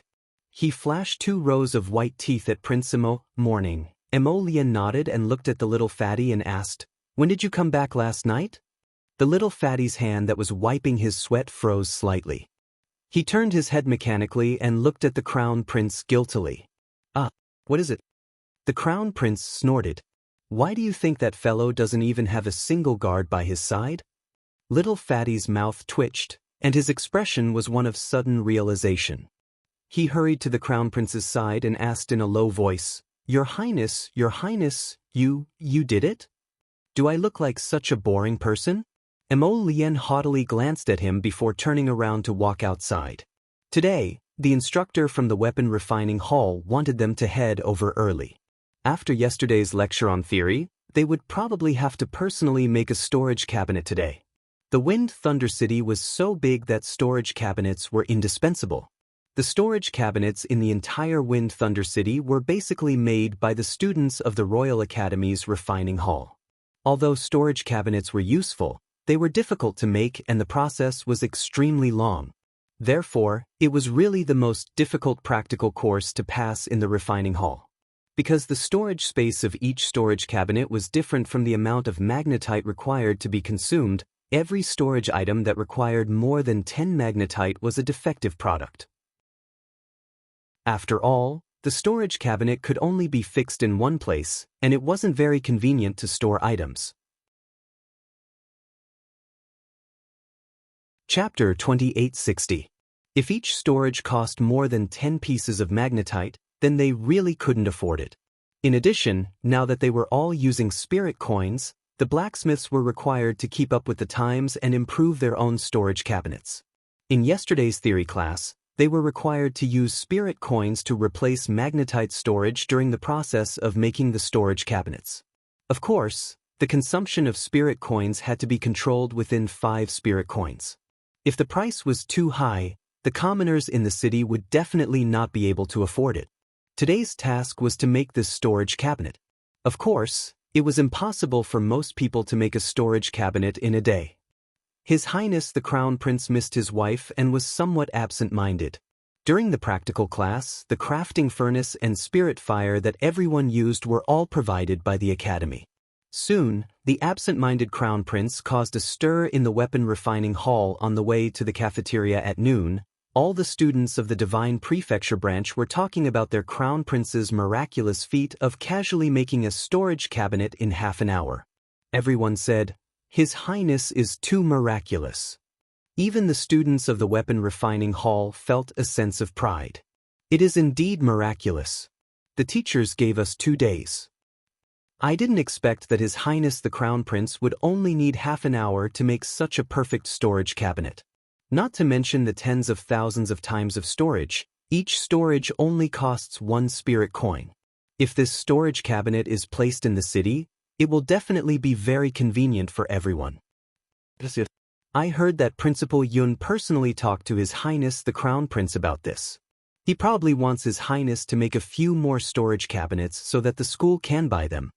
His Highness doesn't lack money. That's right. He's just doing it for fun. Someone immediately revealed the truth. Countless people beat their chests and stamped their feet. They kept shouting in their hearts, "God is too unfair. Why did it have to be given to the person who was born with a silver spoon in his mouth who had such high intelligence and skills?" This matter spread throughout the entire Imperial School. Not only was the entire Divine Prefecture branch shocked, even the Underworld and Tsangzhou branches were shocked. A portion of the people from Tsangzhou and Underworld didn't know Emo Lien yet, so they were eager to make friends with His Highness who had extraordinary refining skills. Students who were used to eating lunch usually went to the Royal School's cafeteria to settle their lunch. Today, the hall was especially full. Everyone, regardless of whether they were here to eat or not, wanted to see the Crown Prince. When Emo Lien and Duan Yu walked in side by side, they saw several hundred to 1,000 pairs of eyes simultaneously turning to look at them. Everyone was dazzled by the two of them, and then there were all kinds of love-struck screams.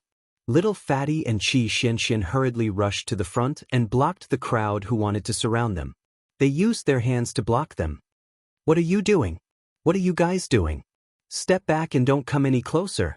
I'm warning you, whoever takes another step forward, be careful of my fist." What a joke! Without Jojo around, the heavy responsibility of protecting His Highness would fall on their shoulders. They absolutely could not allow any female creature to take advantage of Jojo's absence to approach His Highness. Prince Lien. Suddenly, a person shouted and squeezed through the crowd with all his might, pouncing over to hug Emo Lien's leg. How could Emo Lien let him hug her? She quickly dodged back, causing him to miss. The 6th watch ended. Chapter 2861. Everyone's mouths involuntarily twitched when they took a closer look. Not only did the lunging student have an unshaven beard, but his greasy hair also drooped on his head. From his appearance, he looked like a large dog that had wandered outside for many years. Duan Yu took a step back and glanced at Prince Mo with a spurious smile. He teased, "Oh, Your Highness Lotus, could this be one of your family's lost brothers?" The Mo family produced talented people. No matter how unsightly someone like Mo Kun was, he didn't seem to have such a terrible appearance as this fellow in front of them. "Your Highness, my name is Xing Tianyang. I would like to enter Your Highness' tutelage. Please accept me as your disciple." This fellow dropped to his knees with a plop, looking like he had suffered a great grievance. His words made people spit out laughter. "You want to get close to us with this appearance of yours?" The little fatty abruptly stopped midway through his tirade. His eyes widened, and he couldn't resist exclaiming, "What?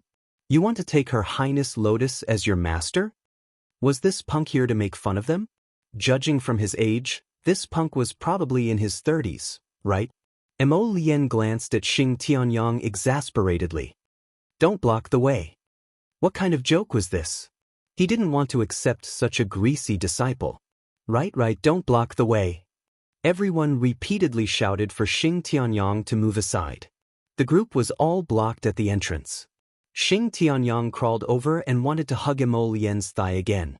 "Your Highness, I beg you to take me in." "Take me in, Your Highness. Your Highness, take me in." Everyone looked up at the sky speechlessly. This Xing Tianyang couldn't have a hole in his head, right? With his stinky appearance, whoever took him in would be unlucky. If they took this fellow in, wouldn't they pass out from his stench every day? Duan Yu lowered his head, unable to suppress the smile on his lips.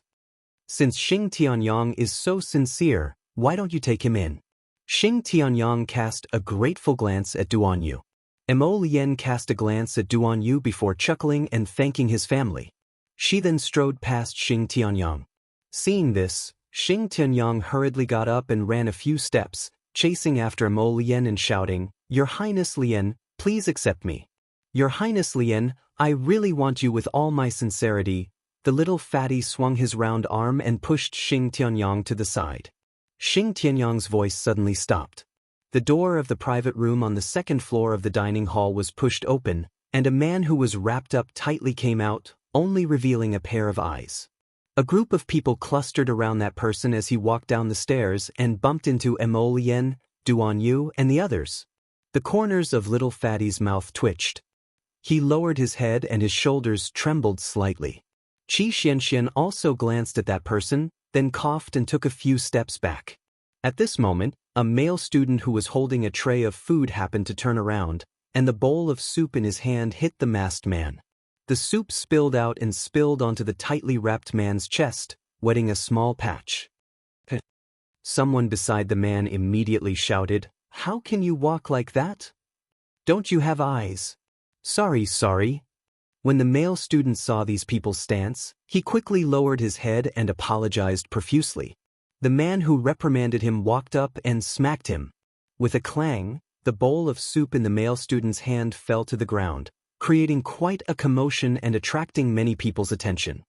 Do you know who this is? That person put his hands on his hips, looking like a fox exploiting the tiger's might. Chapter 2862. The male student hurriedly shook his head, revealing a look of fear and trepidation. He was just an ordinary student of the Red River tribe, and didn't belong to any of the three branches. His tribe was weak, and no one dared to provoke people from the three branches. Besides, he was just a new student this year, and he didn't want to cause any trouble in the school. The person who smashed someone's soup bowl pushed the male student with an unforgiving look. Do you think you can just say a few words of apology? Bashu. Su Yonyang frowned and shouted at the burly man, "Stop it, come back." The man called Ba Shu looked back at his master.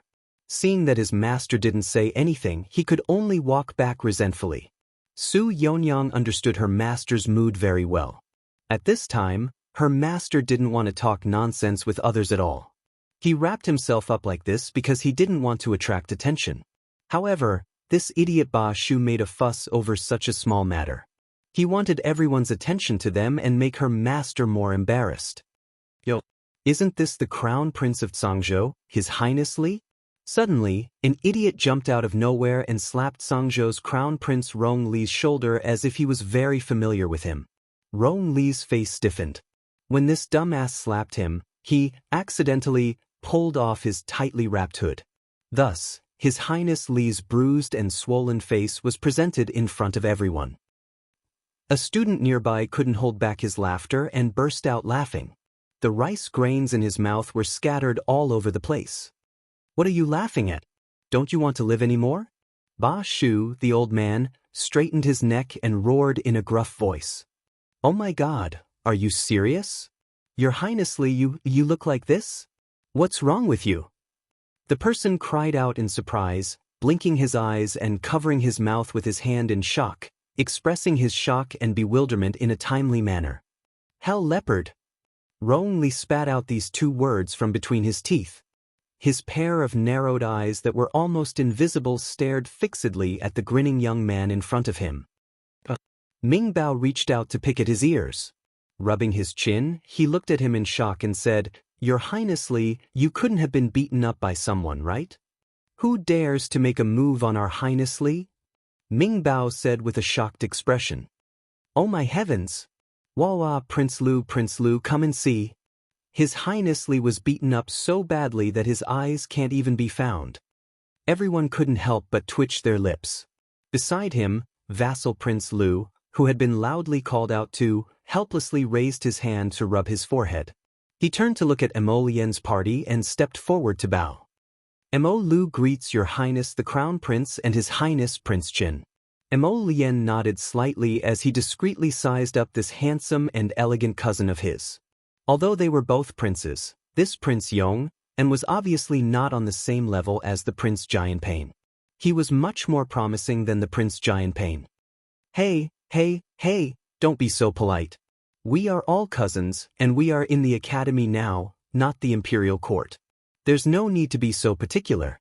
Ming Bao came forward and tugged at Child Lu.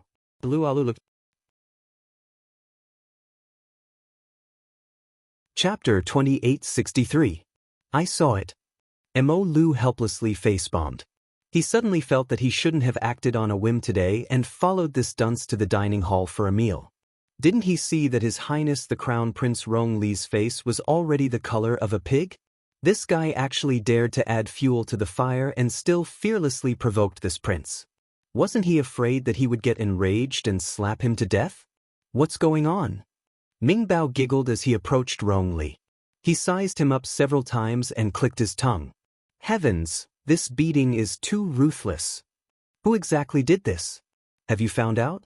Your Highness Li, as long as you say the word, I will definitely help you ferret this person out to vent this anger. There's no need to trouble Your Highness, Rong Li replied ambiguously and was about to walk outside.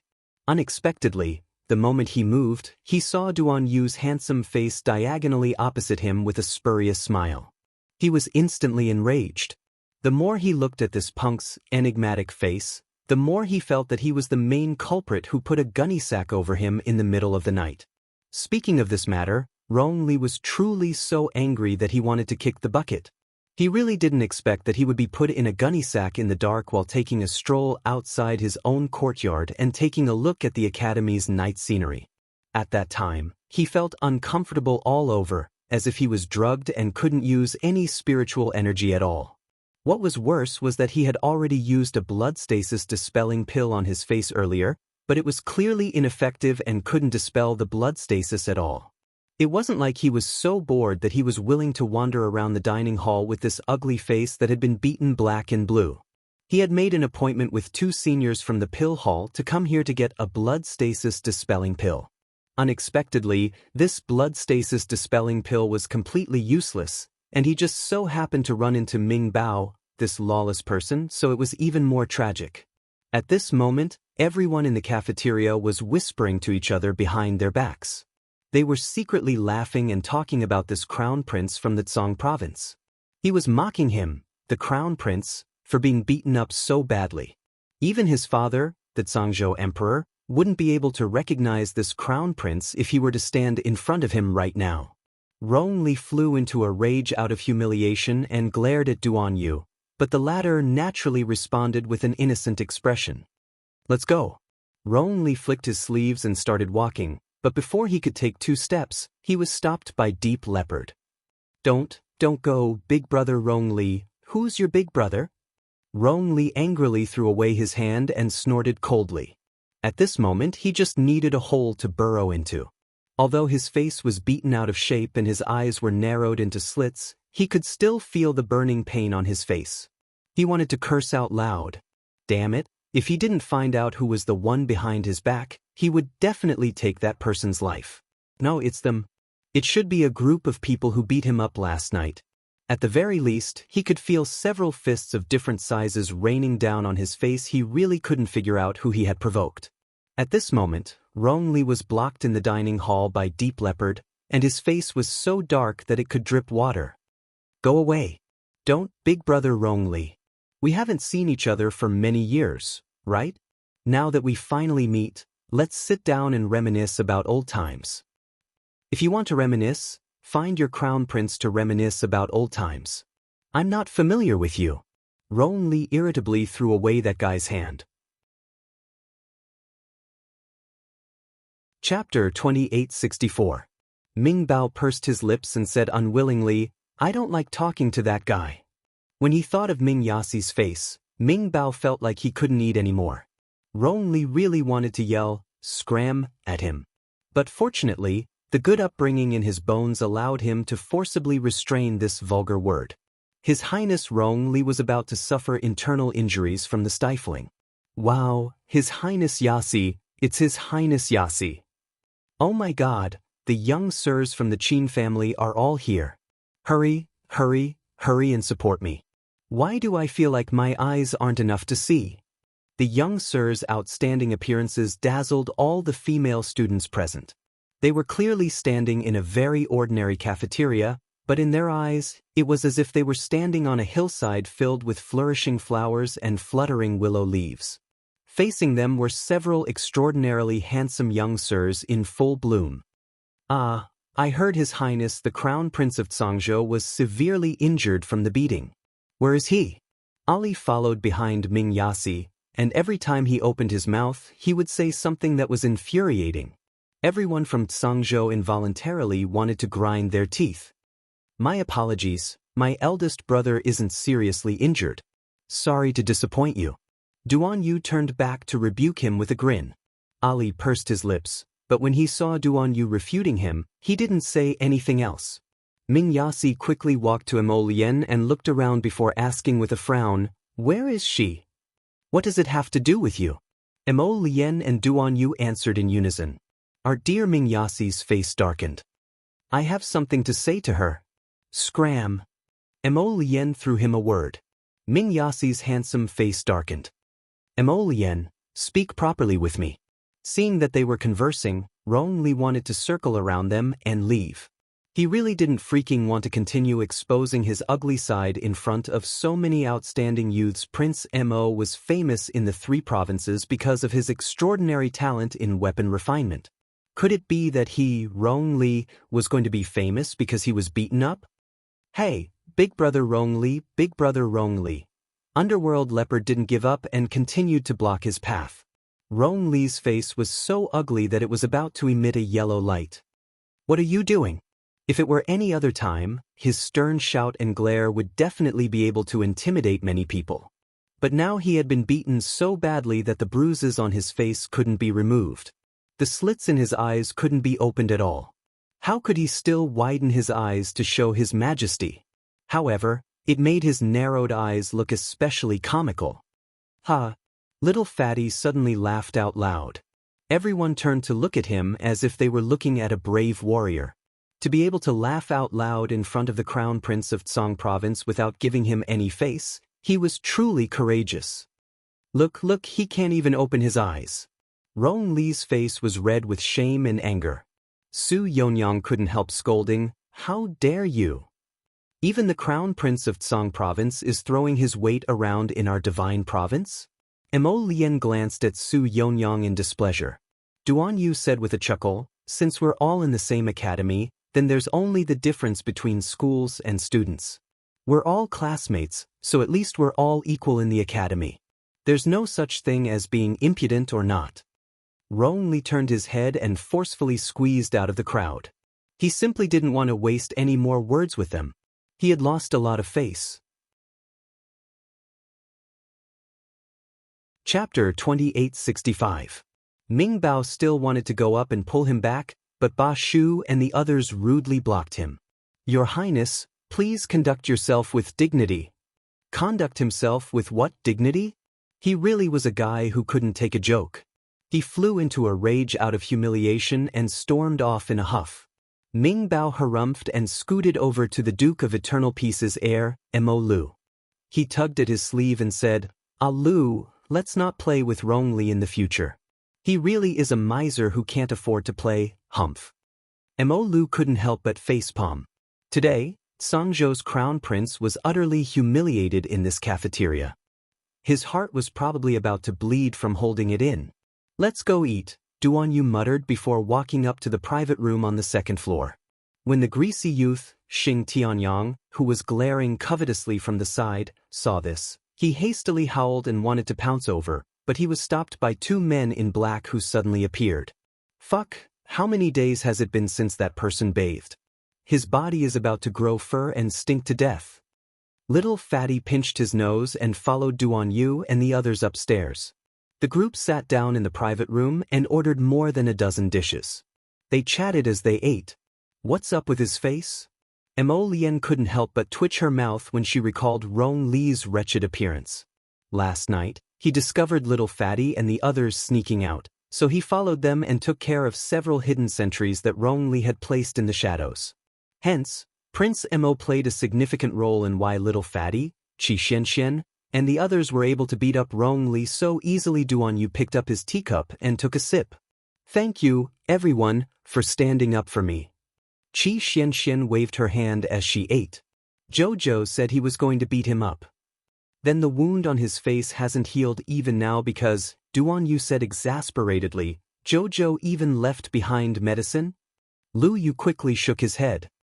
Jojo didn't leave it behind on purpose. It's just that we have many different kinds of medicinal powders on us. Every time Jojo made a variety of strange powders, he would make a lot of them at once. They were in a favorable position, so when they saw something useful, they would take a portion for themselves. This time, while beating Rong Li violently, he had drugged him with a special powder that would aggravate his injuries and prevent his bruises from dispersing.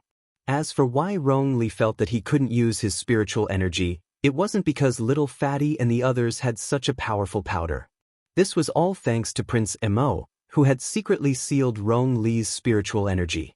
Otherwise, if Rong Li had made a ruckus, how could the little Fatty and the others have been beaten up so smoothly and quietly? Prince Mo, who was adding fuel to the fire, felt that whatever his wife wanted to do was also his business, so he had to help without holding back. At the same time, he also wanted to let his wife's group of friends have a good time. Duan Yu laughed heartily. I've been back in Sangzhou for so long, but this is the first time I've seen Rong Li's face contort from anger. Ha! Now that I think about it, it's hilarious. How long can the wound on his face last? It has to last until Jojo returns. Qi Xianxian picked up some food with her chopsticks and stuffed it into her mouth as she mumbled, "We've toiled for half the night, so we definitely have to let Jojo see the results of our battle." Duan Yu and Mo Lien were both speechless.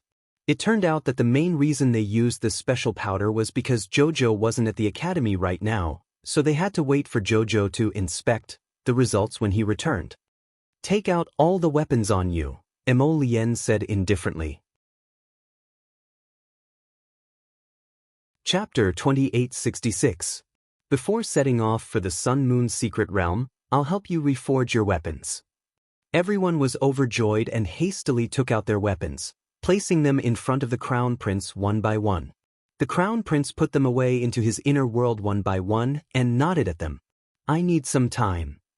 "No rush, take your time," the little Fatty said with a grin. "In any case, you won't need them at the academy for the next few days." Mo Lien nodded. Everyone chatted idly for a while. When they finished eating and came out of the private room, they bumped into the young masters and misses of the Qin estate in the neighboring room. Crown Prince Lien and Prince Jin are both here. Eldest young Sir Qin greeted them with a grin. Mo Lien and Duan Yu both looked at them expressionlessly. Were these people retarded? They had just met at the dining hall's entrance half an hour ago. Was there a need to put on a fake expression as if they had just met? Did the little stoic really return to the sovereign capital? Eldest young Sir Qin asked nonchalantly as he blinked. "What does it have to do with you?" Duan Yu and Mo Lien actually said the same thing at the same time. The two of them looked at each other, their beautiful eyes glaring at each other in annoyance. "How is it none of my business?" Ming Yasi strode towards them from the end of the corridor. "I have an extremely important matter to discuss with her. This concerns our future." Prince Mo almost retorted with vulgarities, and a cold glint appeared in his phoenix eyes. "What future do you have with my wife?" Truly a baffling fellow who lingered around like a ghost. She hated him from the moment she saw him. He was simply 10,000 times more annoying than Duan Yu. If Duan Yu could hear Prince Mo's inner thoughts, he might laugh out loud. Sigh. She didn't expect herself to be such a perfect person. In Prince Mo's eyes, Ming Yasi's face darkened as he icily said, "I don't want to talk to you. I only want to talk to her." Mo Lien really wanted to punch this person in the face. Hey, don't be like this." Nether Leopard leapt out from the side, grinning as he blocked Prince Mo and Nether Yas way. Let's talk things out. There's nothing to say to him. Mo Lien and Ming Yasi said one after another. Prince Mo couldn't help but frown. What's going on? Why are you saying the same thing as everyone else today? Actually, we're all from the same academy. Before Ming Bao could finish his sentence, a loud explosion came from above the cafeteria. A slender figure fell down from the hole in the roof like a storm. He landed heavily on the ground. To be more precise, he stepped on an unlucky guy and fell to the ground in a flash. The place where they landed just happened to be on the stairs. Thus, more than half of the wooden stairs were smashed down by the two of them, and the wooden fragments were scattered everywhere. Mo Lien, Duan Yu, Ming Yasi, the young masters of the Qin estate, and the late Mu Xingchen, all the onlookers in the cafeteria were stupefied. Their gazes landed on a stoic and expressionless Sir Jojo patting the dust off his body. At the same time, they revealed extremely speechless expressions. Were they dreaming right now? That figure that fell from the sky just now was our little stoic classmate, right?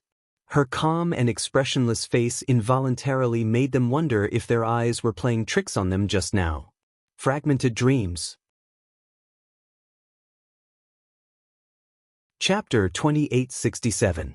Due to the destruction of the stairs, Mo Lien, Duan Yu, and Ming Yasi, who were currently standing in the second-floor corridor, could only use the jumping method to descend the stairs. Sir Jojo was truly the center of attention right now. The little fellow stood at the bottom of the dining hall's wooden staircase. As she surveyed her surroundings, everyone's gazes uniformly landed on her. Our dear Jojo was expressionless as she calmly turned around. However, Mo Lien seemed to have noticed something. Her expression shifted, and she abruptly jumped down from the railing. Duan Yu, the little fatty, Qi Xianxian, and the rest also jumped down after her. Jojo! Mo Lien arrived beside Arbor in a flash. Just as she reached out to hold her waist, the little fellow's complexion paled, and she abruptly spat out a mouthful of blood. Jojo! Qi Xianxian and the rest reflexively exclaimed. Jojo was fine a moment ago, but she turned around and spat out blood in the next second? What's going on? Everyone's faces were filled with shock. And nothing. A severe glint flashed through Arbor's eyes. The person who hurt me is already dead. Her words implied that she had already taken revenge with her own hands. Everyone didn't understand the reason. Although they really wanted to ask what was going on, their hearts instantly tightened when they saw how she drowsily leaned into Mo Lien's arms after saying that. They quickly asked at once, "Is Jojo injured? Quickly carry her back to Donglin Garden." "I'm fine. I'm just a little tired. I'll be fine after resting for a while." Arbor drowsily fell asleep. Master. The sapling Chiochio's call in her conscience gradually faded into the distance like a hazy shadow. Alarmed, Mo Lien quickly carried the little lady and turned to head for Donglin Garden. "Go, inform Mentor Zheng of the pill hall to come over and take a look." Qi Xianxian and the little fatty quickly rushed out of the dining hall to find Mentor Zheng for treatment. "Please wait, I can take a look at the crown princess first." Mo Lien had just arrived at the entrance of the cafeteria with Arbor in her arms when she heard the sound. She immediately turned around and looked into Dou Fenghua's dark eyes. Seeing the sincerity in his eyes, Mo Lien thought for less than a second and nodded at him. This young master Dou came from a medical family and was once the last disciple of the Celestial Medical Valley's Old Valley Master. His medical skills were naturally recognized by others. Since Dou Fenghua had volunteered to take a look at his Jojo, he naturally agreed. Young Master Dou quickly walked to the two people's side and indicated for Prince Mo to carry them to the stool next to the dining table. At this moment, no one in the cafeteria made a sound. They held their breaths as they watched the scene before them. To hell with it. A minute ago, this stoic face was still full of vigor and vitality. Now, he actually spat out a mouthful of blood and didn't look well. At this moment, when the Qin estate's eldest and second young masters saw the man's corpse at the top of the stairs, their expressions also changed slightly. The two of them looked at each other before shifting their gazes back to the corpse. That man's face had been completely caved in by a punch. His sternum had also caved in, and several ribs had pierced through his skin just like that. His death looked extremely gruesome. If it weren't for the eagle totem on his shoulder that revealed his identity, the two young masters of the Qin estate really wouldn't have recognized that this person was actually a loyalist by their father's side. What happened? Could it be that this loyalist beat Jojo until he spat out blood? Chapter 2868.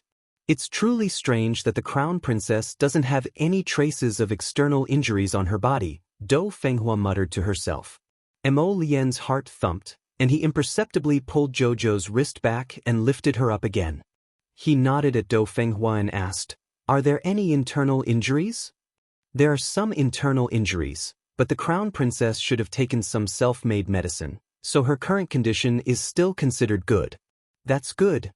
Mo Lian's expression relaxed slightly. He was so anxious earlier that he lost his composure and forgot how terrifying Jojo's super recovery ability was. This point naturally couldn't be revealed to outsiders, so Mo Lian said to Dou Fenghua, "Many thanks. Your Highness is too courteous. I wasn't of much help." Dou Fenghua cupped her hands and took a step back. Although the crown princess has taken some good pills, her body is still rather weak now. It would be better for Your Highness the Crown Prince to send her back to recuperate as soon as possible. Mo Lian nodded. As he dashed out the door, he transmitted to Duan Yu. "Those two from the Qin family have strange expressions. Stay here." Duan Yu, who had already run to the door, suddenly paused. He frowned when he glanced at those two fellows from the Qin estate who were trying their best to maintain their composure. Mo Lian, this guy, was so observant that he was practically as meticulous as dust. During the chaos just now, Duan Yu thought that he was completely focused on Jojo, but he didn't expect this guy to be able to detect even the slightest of everyone's expressions. This kind of insight simply made one's hair stand on end. Duan Yu leisurely sat down at the dining table and smiled at eldest young Sir Qin across from him. "Eldest young Sir Qin, second young Sir Qin, from your expressions, it seems like you too recognize this corpse on the ground. Can you tell us who this corpse is?" A tossed stone raised 1,000 ripples, and everyone simultaneously turned to look at the young sirs from the Qin estate. Fifth young Sir Qin was baffled, and he also turned to look at his eldest and second brother. He sneered, "Your Highness Oak, don't speak without thinking, all right? This person's face has already been beaten so badly that it's unrecognizable. Who can recognize him?" "Really?" Duan Yu gestured with his eyes, and a black-clothed youth immediately ran out from the back of the crowd. He nimbly squatted down next to the corpse and started rummaging through it. "What are you doing?" Eldest Qin's eyelids twitched. Soon, that youth in black dragged the corpse in front of Duan Yu and pointed at the totem mark on the corpse's shoulder. "Your Highness, this should be the mark of a certain clan's loyalist." Duan Yu had already guessed it. Since they were loyalists, they naturally wouldn't carry any items with clan characteristics. Duan Yu looked at the silent Omega Kotoku young master with a sarcastic smile and asked, "Second young master, this couldn't be one of your loyalists, right? What nonsense are you babbling about?" Qin Xen abruptly looked up and coldly glanced at Duan Yu. Duan Yu glanced at him wordlessly with a smile. "This should be a loyalist dispatched by your Qin clan, right?" The Omega Kotoku was silent. He also wanted to know why, but he had a vague premonition in his heart this matter should be related to his previous injury, which was caused by Jojo shooting one of his doppelgangers on Seikong planet to death. At that time, Father flew into a rage and wanted to charge down Seikong planet to kill the little lady for him. Her father must have recognized her at the palace banquet. That's why he... "What right do you have to say that this is our Qin clan's loyalist?" Qin Jiao grumbled indignantly.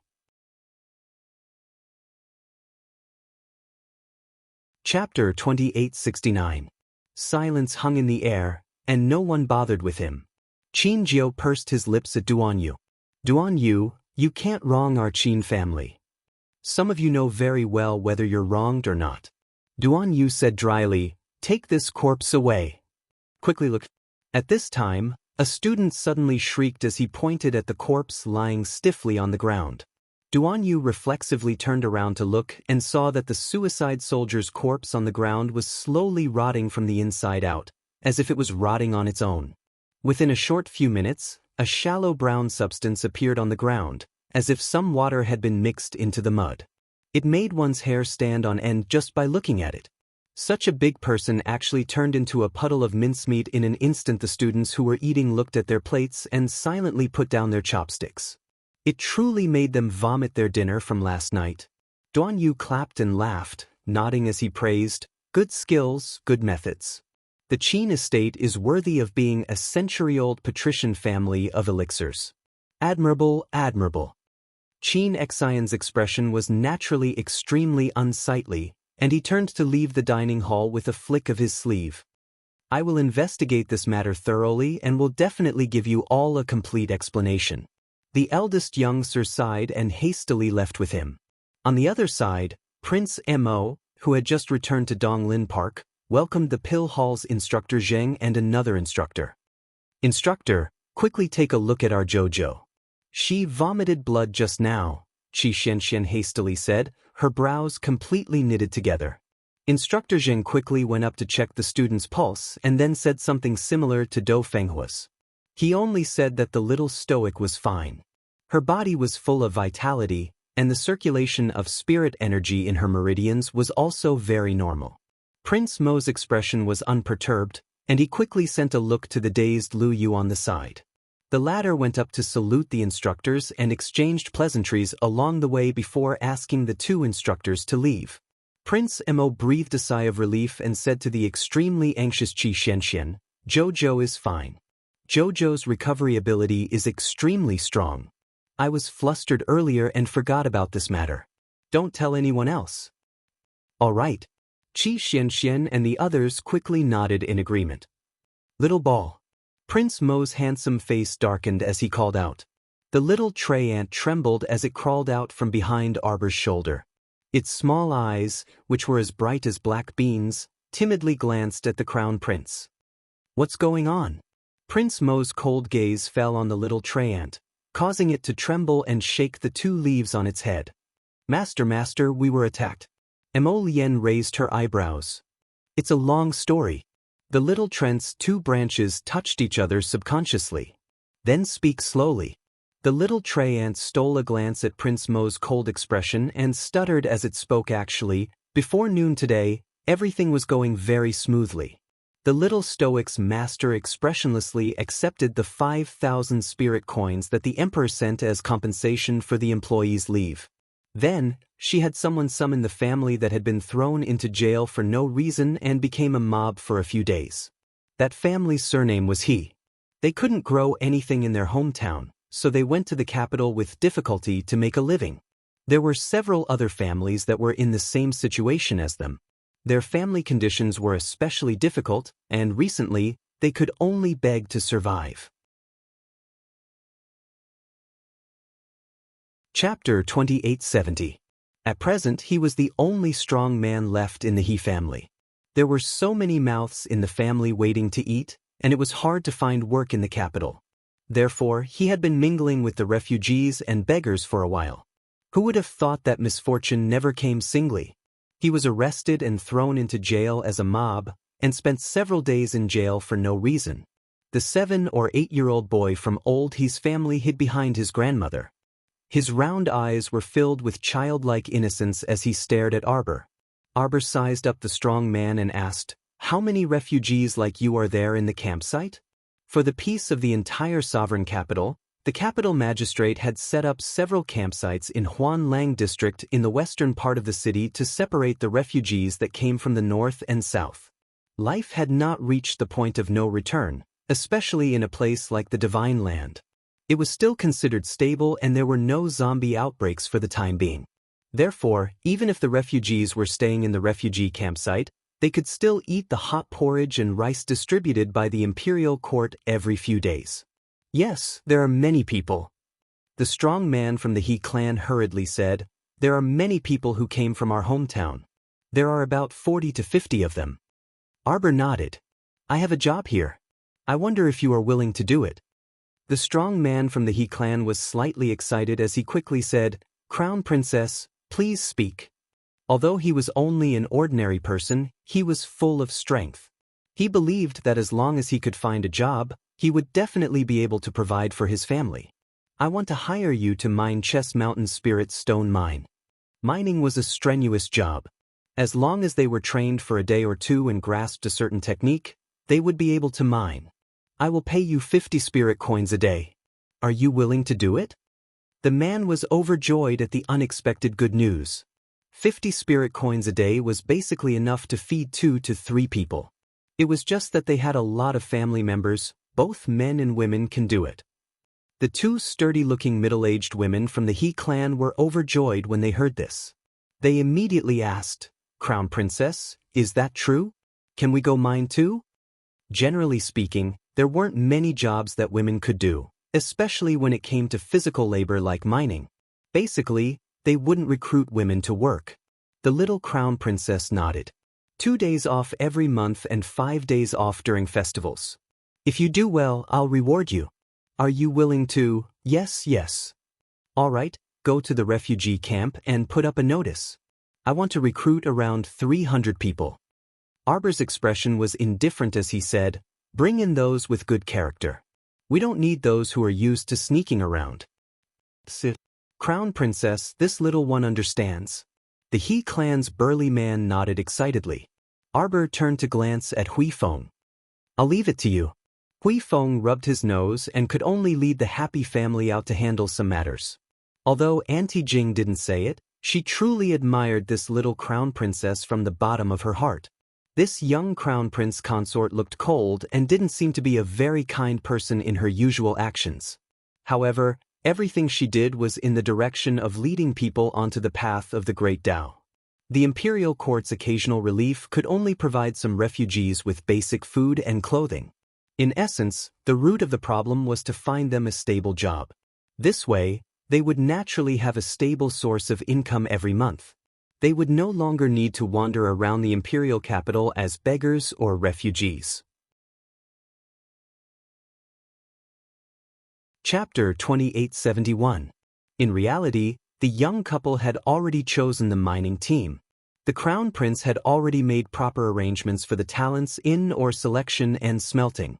If they chose a portion of the hidden night pavilion members with a cultivation base to mine naturally, things would progress at a faster pace.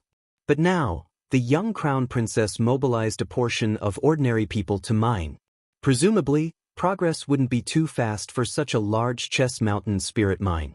However, by doing this, the crown princess really did resolve a headache for the capital magistrate. Aunt Jing curled her lips and suppressed the smile bubbling up from the bottom of her heart. Who said that the little stoic crown princess was someone who didn't understand the ways of the world. Her returning the favor would definitely make stubborn Chow burst with joy. Crown princess, when do you plan to leave? The young crown princess pursed her lips. Don't think she was stupid. When eunuch who came to deliver the compensation, he asked her a few questions in a roundabout way, all of which were about when she would scram. It was definitely Mo Lian's father who didn't like her and didn't want to see her. He wanted her to scram as soon as possible. I'll leave right away, the young crown princess said as she stood up. How rare. Did he think she was willing to stay in the imperial capital? Her husband wasn't here, so she wasn't willing to stay a moment longer. Her husband was still hoping for a reunion with Sir Jojo. Humph. The little fellow walked out briskly. I'll leave after taking a look at Saishio. After a night of rest, Saishio's injuries had recovered a lot. Xiao Mu headed to the Kaidai pavilion to instruct Saishio and Saichi. She also left behind some sacred rice, spiritual vegetables, and fruits for shopkeeper who was beside himself with joy. She said to him, in a few days, a person with good handwriting will come to work. At that time, have him write the menu and draw the recipe. Manager whose mouth twitched, and he nodded repeatedly. Yes, yes. Don't worry, Crown Princess. This lowly one will carefully observe that Zhang family brat. Anchem, Arbor responded expressionlessly. Before he left, he said, put the emperor on the blacklist. Everyone fell to the ground. When Arbor went out, he happened to hear the shopkeeper's head hit the door frame, making a very dull, dong sound. She pursed her lips and said to Eunuch Chen, whose eyes were twitching, Mo Lu Sheng is very stingy, not at all like his elder brother Prince Kong. Wasn't it just 5,000 spirit coins from him? Why did he look so eager, as if he couldn't wait for her to never return to the imperial capital? How petty! Unlike Prince Kong, who gave her the entire Half-Moon Cliff and the entire hot spring villa. After fiercely ridiculing the great emperor in his heart, Arbor sent a message to Hui Feng, telling him to stay here and finish the recruitment for Chess Mountain's spirit mine before returning to north-facing Great Forest. Arbor summoned Qing Yuan and flew out of the city. She planned to fly for a while and calculate the distance before using the teleportation array. At that time, maybe after a few teleportations, she would be directly teleported to somewhere near the academy. Arbor thought to himself. Not long after they left the sovereign capital, they sensed the presence of powerful enemies. What was going on? As if in response to her keen senses, an arrow pierced through the air and arrived behind her in an instant, accompanied by a series of whistling sounds. The instant the little stoic's face darkened, she pressed down on Qing Yuan's large head. Qing Yuan dodged that sharp arrow with a whoosh and flew up high. There was still time. Wait. Chapter 2872. 7 or 8 men of sacrifice in black suddenly rushed out from the outskirts, their eagle-like eyes fixed on Miss Qiao. Although Jojo was a little surprised, at least she didn't look surprised at all. She didn't waste time talking to them at all. She directly shot out several flying needles, scattering them towards the people around her like a fairy scattering flowers. Jojo didn't even bother to ask stupid questions like, "Who are you? Who cares who they are?" Since they came to kill her, she should be prepared to face death. Arbor's attack was swift and fierce. After a round of flying needles, she instantly drew out hundreds of talismans from her inner world, and without saying anything, she smashed them towards the men in black in front of her. The men of sacrifice in black were smashed by the 5 spirit talismans. Although a few of them managed to dodge in time, they only moved their bodies a little. But 2 of them were wrapped in several thunder spirit talismans and were solidly struck by lightning. Their faces darkened as they fell to the ground, paralyzed. Arbor's fighting spirit was completely aroused by them. Everyone only saw a little girl with a paralyzed face fly down from the back of the blue phoenix, and with a flash of a bright long sword in her hand, the sword light attacked their necks. Dense murderous intent approached. A large copper net appeared in the hands of 2 of the men of sacrifice, and the 2 of them worked together to wrap Arbor's head. In the blink of an eye, Xiao Mu flew up and delivered a spinning kick, landing squarely on the man's chest. The unlucky man was kicked out by her, and then fell heavily to the ground. The startled swan dagger in Arbor's conscience jumped out with a whoosh, and with lightning speed, it quickly slit a man's neck.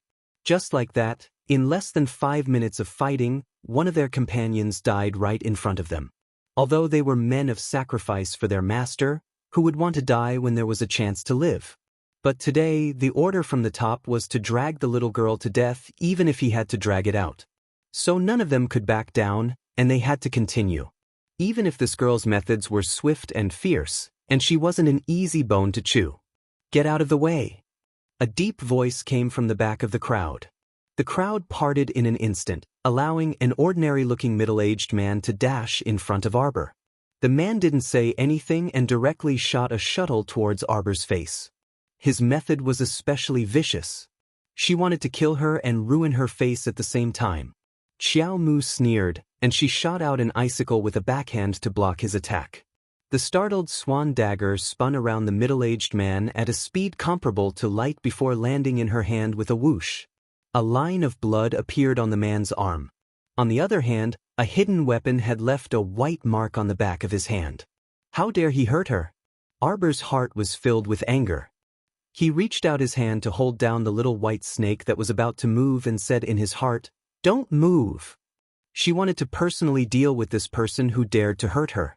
Arbor's eyes flashed with a fierce light as he flew forward. The startled swan dagger spun rapidly and stabbed towards the middle-aged man. Heh! The middle-aged man's eyes revealed a mocking smile. He waved his hand and set up a spiritual barrier, easily blocking the startled swan dagger's attack. The startled swan dagger stabbed into the spiritual barrier in front of the man. Even if her spiritual energy surged, it still couldn't pierce through this person's spiritual barrier. Clearly, This person's defensive power was above hers, and his cultivation realm was definitely much higher than hers. Chapter 2873. The middle-aged man evidently didn't expect that this little crown princess, who came from the lower star domain, would be so difficult to deal with. When he accepted this mission back then, he had promised the family head that he would definitely take this stoic-faced little girl's head and help his family head vent this resentment. Viciousness flashed through the man's eyes, and he sneered, "It's useless to struggle on your deathbed. Perhaps you'll suffer less if you obediently accept your death." "Are you talking about yourself?" A bunch of icicles abruptly fell from Arbor's fingertips onto the middle-aged man. However, the middle-aged man's spiritual aura shield's defense was quite strong, so he really couldn't break it completely for the time being. The situation was in a bit of a deadlock. The middle-aged man suddenly smiled at her with a contorted expression. "Form the formation." The 7 to 8 people who had scattered gathered together again in a split second and formed a formation with both attack and defense around the little stoic. As soon as this formation was activated, the little fellow felt her vision blur slightly, and several gleaming swords stabbed at her left ribs. The little fellow flew up and kicked one of the swords. Immediately, everything in front of her turned into a series of illusory bubbles and disappeared in front of her. The man in black closest to her suddenly spat out a mouthful of blood. They probably didn't expect the little stoic to find a way to break through the illusions at the first instant and break their impregnable formation in an instant. The middle-aged man brandished a black, barbed whip in his hand and abruptly lashed it at Xiao Mu. That whip struck a person next to him, infuriating the middle-aged man so much that his eyebrows, eyes, and nose were all twisted together. Everyone attacked together. "Master has ordered kill." The middle-aged man couldn't help but be enraged when he saw that they hadn't taken down the little stoic after so long while their side had lost several people in succession. Following his shout, they released several contracted beasts. They circled Arbor in a circle of various sizes, eyeing him covetously. The ferocious beasts pounced up and down, and the black-clothed men's swords struck even faster. Arbor's fingers moved, and he could only continuously throw out talismans to block their attacks. In the blink of an eye, that whip darted out from a crafty angle and landed on Xiao Mu's arm with a smack. It instantly numbed her entire arm, and her left hand involuntarily drooped down. Damn it, it was so painful that her entire body trembled slightly. The little fellow was so angry that she was trembling. She was suppressed by the array and couldn't move much. The middle-aged man took advantage of this opportunity to whip her. Not only that, the whip wrapped around her arm did not come down, and the barbs all pierced into her skin. Although the poison smeared on it was not enough to cause her much discomfort, she had never suffered such a great loss in so many years, so she must be very angry. The more this was the case, the more she wanted to use her own battle prowess to deal with this person before her. "She's dying." The middle-aged man was very confident in the medicine on his whip. When he saw that Arbor was hit, he couldn't help but exclaim in joy. "You're dead for sure." Arbor stuffed a pill into her mouth with an icy expression. A talisman emitting a purple glow appeared on the tip of her right hand. The middle-aged man thought his eyes were playing tricks on him at first, but then he couldn't help but exclaim, "Purple talisman?" Chapter 2874. A purple shadow flashed past, and an 8 trigrams formation seemed to appear in front of her, firmly binding this middle-aged man within. Supreme-grade purple talisman, the Earth-rank 8 trigrams binding talisman. Its effects were marvelous. Once it was activated, anyone below the god realm would inevitably be affected. "Boss." Amidst everyone's astonishment, they saw the little stoic charge in front of their boss like a cannonball and land a punch on his face. The man was bound by the 8 trigrams binding talisman, so he naturally couldn't move in the slightest. This punch landed solidly on his face without any obstruction. Everyone could clearly hear the man's bones breaking with a crack.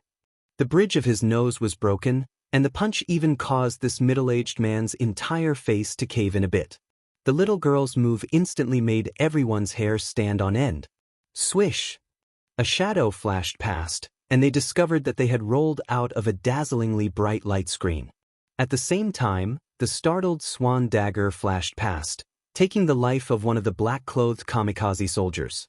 Fast and precise. Arbor pursed her thin lips and lifted her small hand, expressionlessly touching the blood that was faintly seeping out of her arm. Naive. She coldly uttered this word. Suddenly, her expression changed slightly. The two black-clothed kamikaze soldiers in front of her didn't hesitate in the slightest and promptly self-destructed in front of her. The light from the self-destruction rushed over. Because the distance was very close, even though Arbor had set up a defensive barrier and countless defensive talisman matrices with a wave of her hand, she still couldn't resist these two terrifying forces.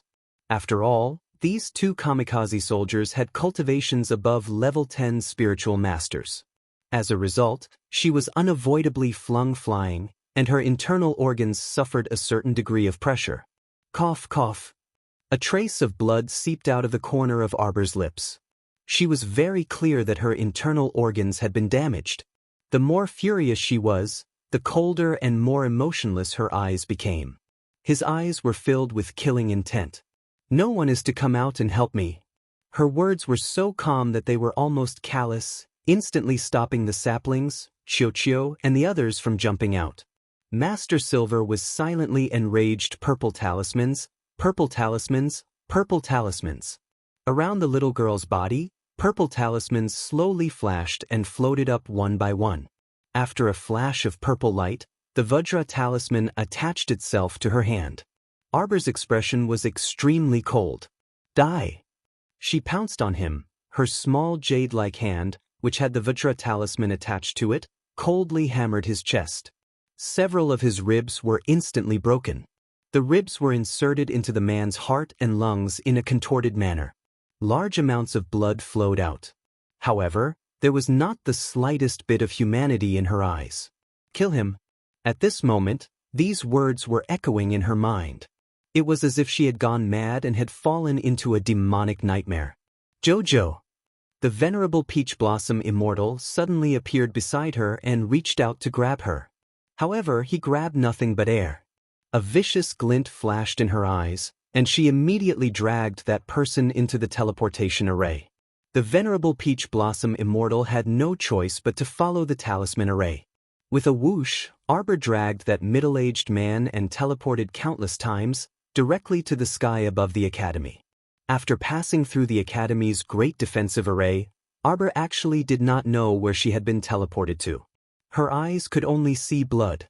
She stepped on that person and suddenly fell from the sky. With a bang, she smashed into something. Fragments flew everywhere. The 8th watch ended. Chapter 2875. After listening to Chio's recount, Mo Lien was stunned when she learned that the little fellow had been shaken by the impact of the two self-detonations. Suddenly, he had the impulse to carry this little girl over and examine her carefully from head to toe. Was the self-detonation a joke? No wonder the little fellow's internal organs were injured and she vomited blood. This arrogant little thing. If not for the fact that she was still in a deep sleep, she would have dragged her out and given her a good beating. How could she be so willful and reckless? She could have chosen to let others help her, right? On second thought, this was the little fellow's personality. She would become stronger when faced with a strong opponent and would never back down. She had always been so proud and aloof. Mo Lien was silent for a long time. Then, she turned to look at the venerable Peach Blossom Immortal, who was beside the bed. Qi Xianxian stayed by Arbor's side to take care of her. The rest followed Mo Lien out. Yichen followed beside her. As they walked out, he frowned and said, "I think there might be something wrong with the little girl's state of mind at certain times." Mo Lien stopped in her tracks. Little Fatty and the rest stopped as well. Their burning gazes landed on the venerable Peach Blossom Immortal. Yichen looked at them. In the beginning, when the little fellow was surrounded by a few kamikaze warriors, she behaved very normally. Yichen recalled and said with a heavy expression, "Until the leader of the kamikaze warriors you saw in the dining hall appeared, she was still trying her best to fight with those kamikaze warriors." From the moment the leader of the kamikaze warriors left a white mark on her hand, the little fellow became a little crazy. Yes, a little crazy. From the moment she was surrounded by an array to the moment she tried all ways to break out of the array, her vicious aura began to boil to the extreme. That middle-aged leader used a whip to hit her arm. After she broke free, she was surrounded by countless spirit beasts. Even now, she doesn't let us help her. Why is that? When he heard Qiuqiu's summary, Mo Lien could still accept it. Now that he heard the details from the venerable Peach Blossom Immortal, Prince Mo became more and more alarmed. It was actually so dangerous. The venerable Peach Blossom Immortal was right. Why did she not allow anyone to help her in such a dangerous situation? That was because at that time, she had completely fallen into a state where she had no friends, no relatives, no one. In her eyes, in the world, and even in her heart, there was no one else. The only thing left was the conviction to kill the other party. Until she was blasted away by someone's self-detonation, this little fellow had completely lost her mind. Ji-Chen said with a heavy expression, "I didn't even have time to catch her. You don't know how many purple talismans she threw out back then. She probably used up all of her offensive and supportive purple talismans. Have you all realized that JoJo has a twisted attitude towards getting injured?" The venerable Peach Blossom Immortal pointed out sharply. Everyone's heart trembled slightly. He couldn't help but recall the bits and pieces of their interactions. This was especially true for Prince Mo. The venerable Peach Blossom Immortal's analysis had brought back a series of memories. He recalled that when they met at the Kwoto village market, the hyena that Lu Yexin had released had left 3 bloody scratches on the little girl. How had she dealt with it? She had killed that hyena. Using a cruel method, she had cut open its stomach and left 6 deep bloody scratches on its body. There was also the 3-sect competition in Xixia Valley.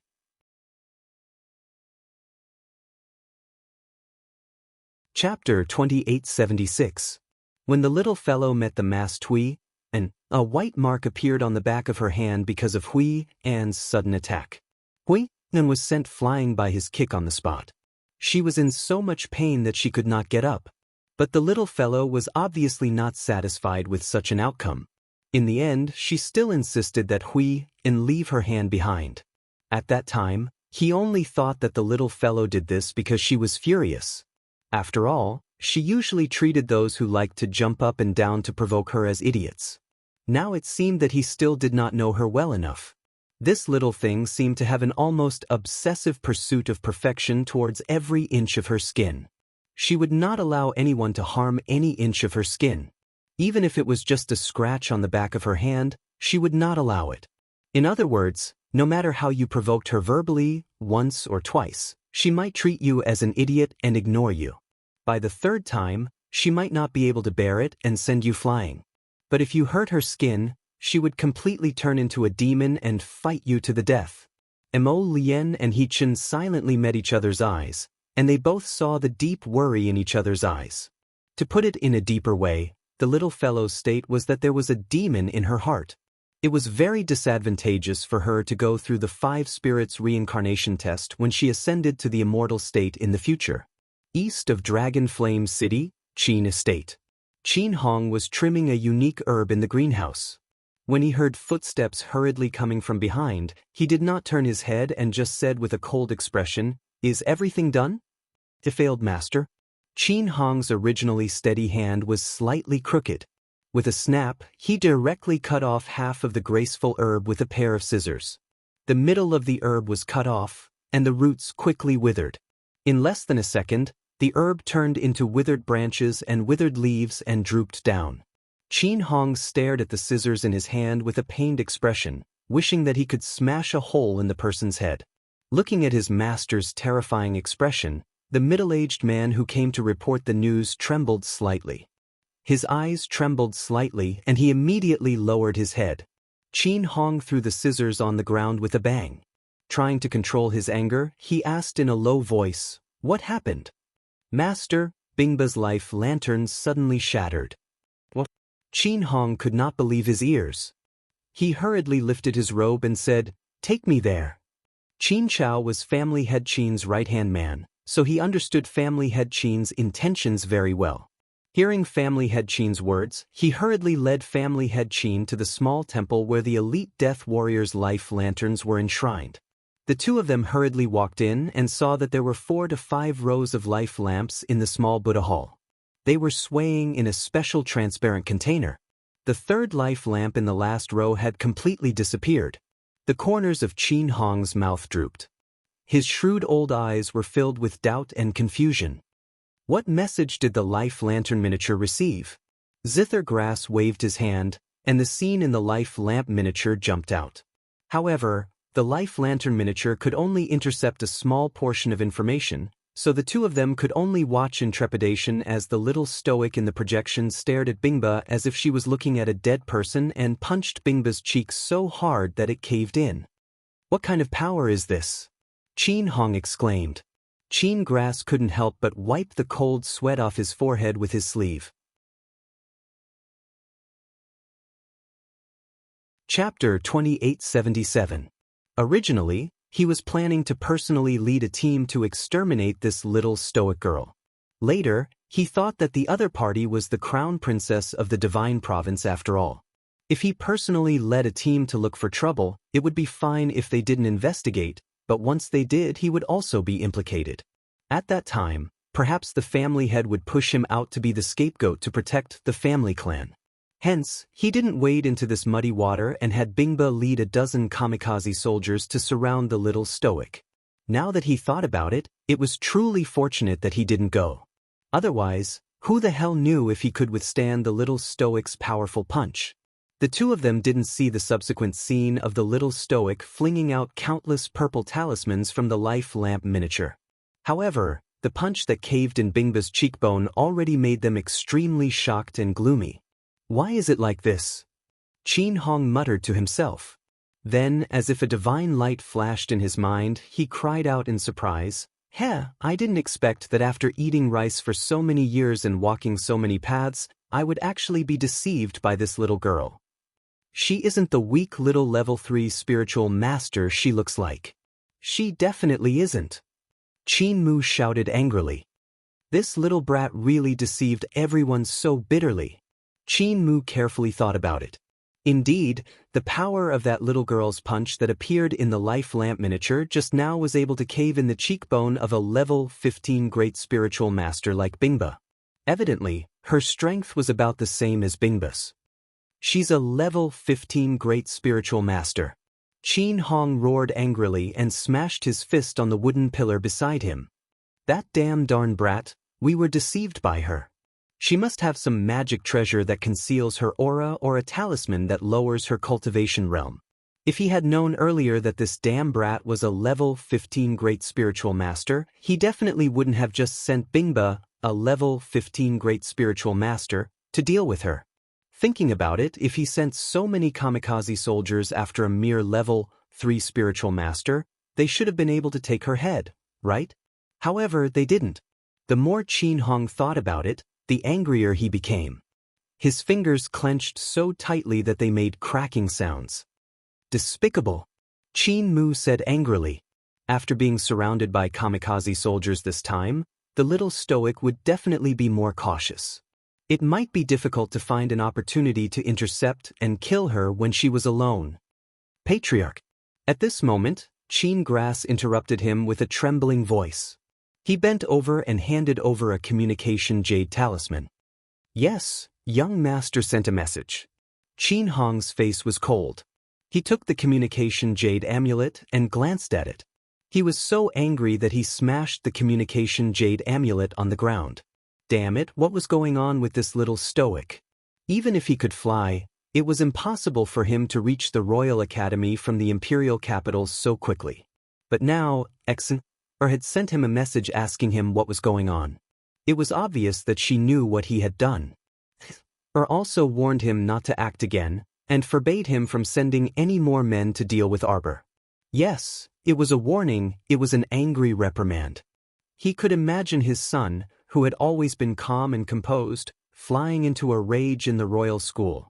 To be honest, Qin Hong was in a very bad mood after giving his son such a warning.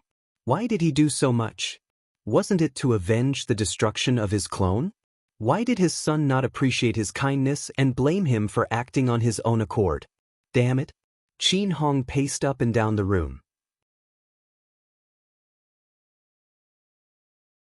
Chapter 2878. He glanced at Qin Chao solemnly. Go to the outskirts to inquire again. We must erase all traces of our actions. Qin Chao promptly nodded in agreement and led the group to the outskirts. On the other side, Mu Qingya had Mu Liang lead a group of elite disciples from the Mu family and hastily rush out of the imperial capital. They searched the outskirts but didn't find any traces of the little stoic. How can there be no one? Mu Qingya asked anxiously, have you notified Master? We've already notified, madam. Mu Qingya stomped her feet in anxiety. Sai, what exactly is going on? Why would someone attack Jojo in the outskirts without rhyme or reason? Madam, this place is very dangerous. You had better return first, Mu Liang said with a troubled expression. He also sighed ruefully in his heart. Madam truly cares a lot about Miss Chiao. As soon as she heard a subordinate report that Miss Chiao was ambushed not long after leaving the capital, she immediately rushed over and wouldn't listen to him no matter how he persuaded her. Seeing her so worried, Mu Liang casually comforted her. Miss Chiao is blessed by the heavens, so she should be fine. I hope so. Mu Qingya paced back and forth anxiously beside Mu Liang. If something happens to Jojo, how am I going to explain it to Xingchen and her deceased mother? Madam, she'll be fine. Mu Liang tried to persuade him again, but he really did not have anything else to say. He turned around and ordered the Mu clan's elite disciples beside him to go further away and search for the person. Madam, don't worry. His Majesty already knows about this matter. Just now, he sent quite a few people to search everywhere. They only found traces of a battle, but there weren't too many bloodstains there. Miss Chiao is probably fine. Mu Liang sighed ruefully in his heart. A biological mother and daughter were nothing more than this. Madam was truly a kind-hearted and good woman. She could even treat the former madam's daughter so well with all her heart. She was just an ordinary woman, but she rushed over to deal with her stepdaughter's matter with all her heart. It really was hard on her to be so worried to this extent. Mu Liang, send people further away and search carefully.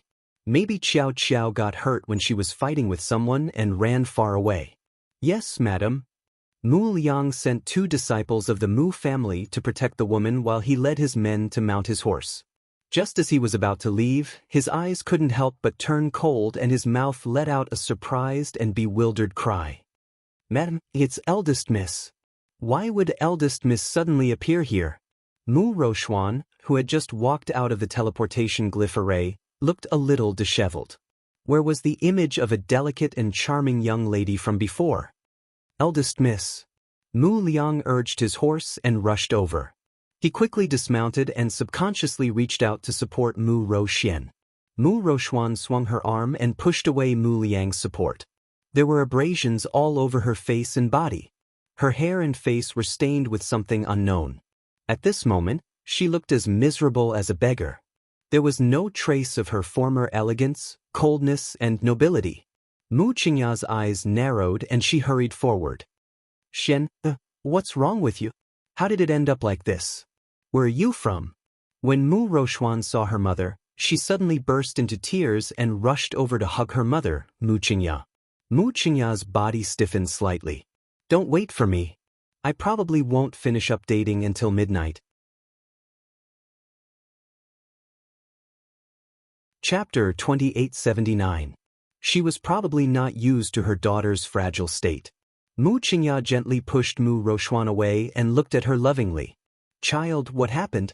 Don't panic. Tell mother.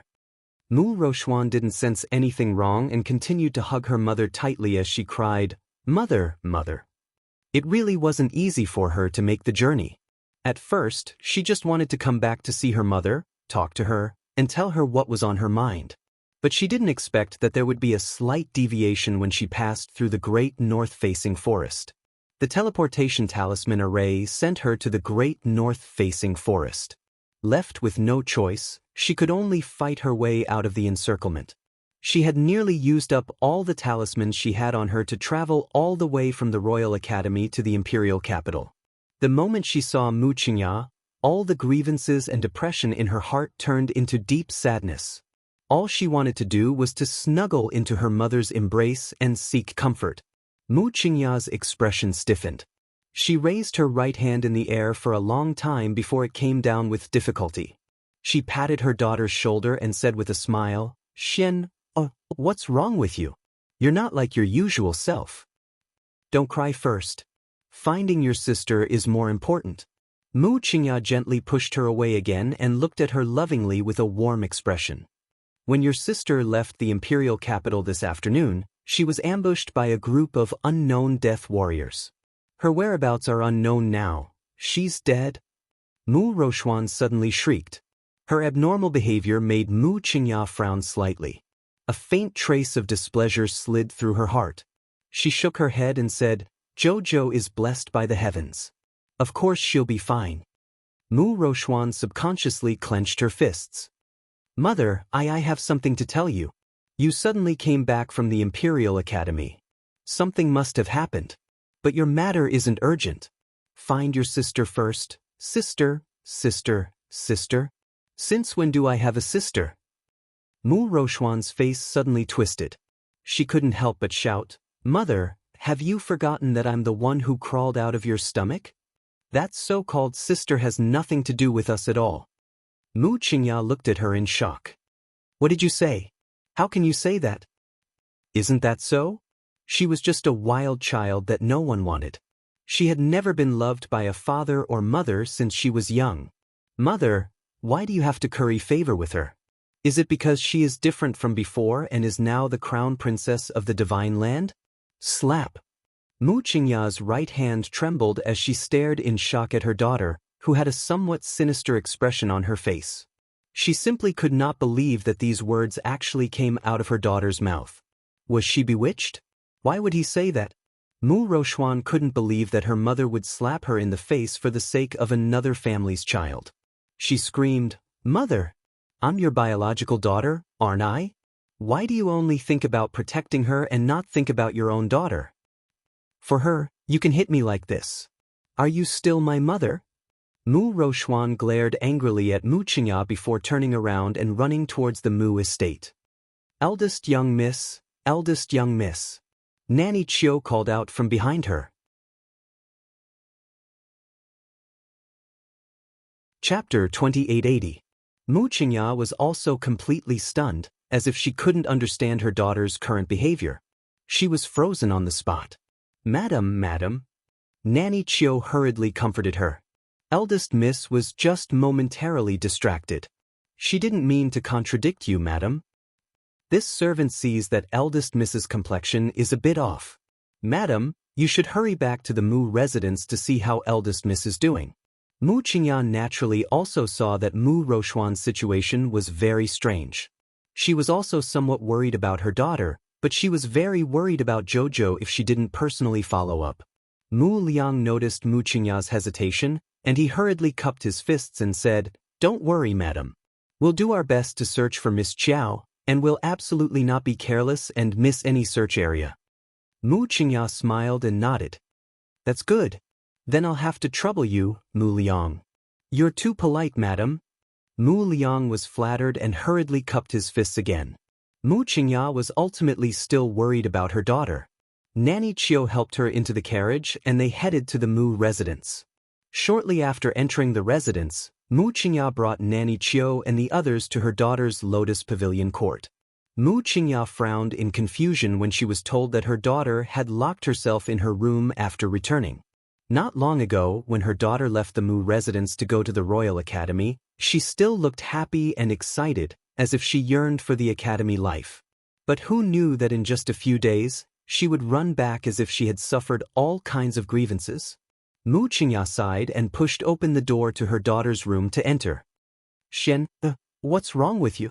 Mu Rochuan was so angry that she had covered herself in the blanket and was sobbing softly. When she heard the voice, she couldn't help but cry out, "You don't even acknowledge me as your daughter. Why are you still looking for me?" Mu Qingya couldn't help but be stunned.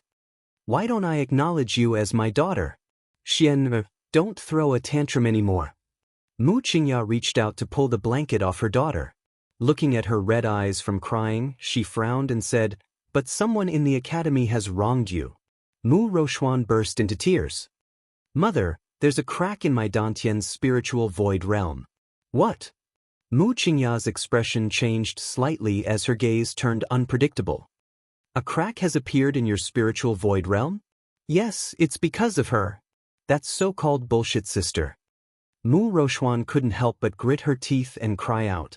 It's because of her that my state of mind was affected. That's why, she recounted everything that had happened in the academy, including the conversation that Shi Yongqian had with her. She told her mother everything without missing a single word.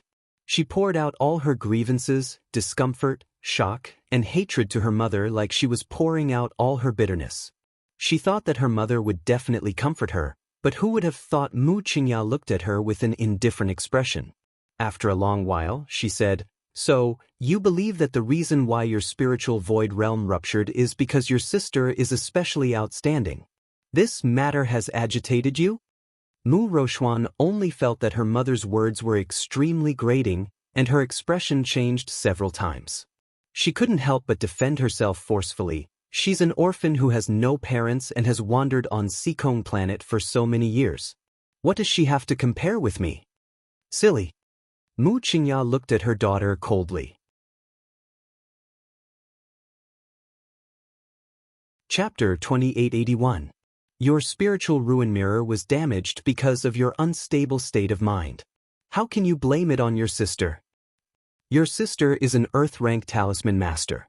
Your sister knows how to draw teleportation talisman arrays because she learned it herself. Why are you jealous of her? I'm not jealous of her. Mu Rochuan defended herself. She's nothing.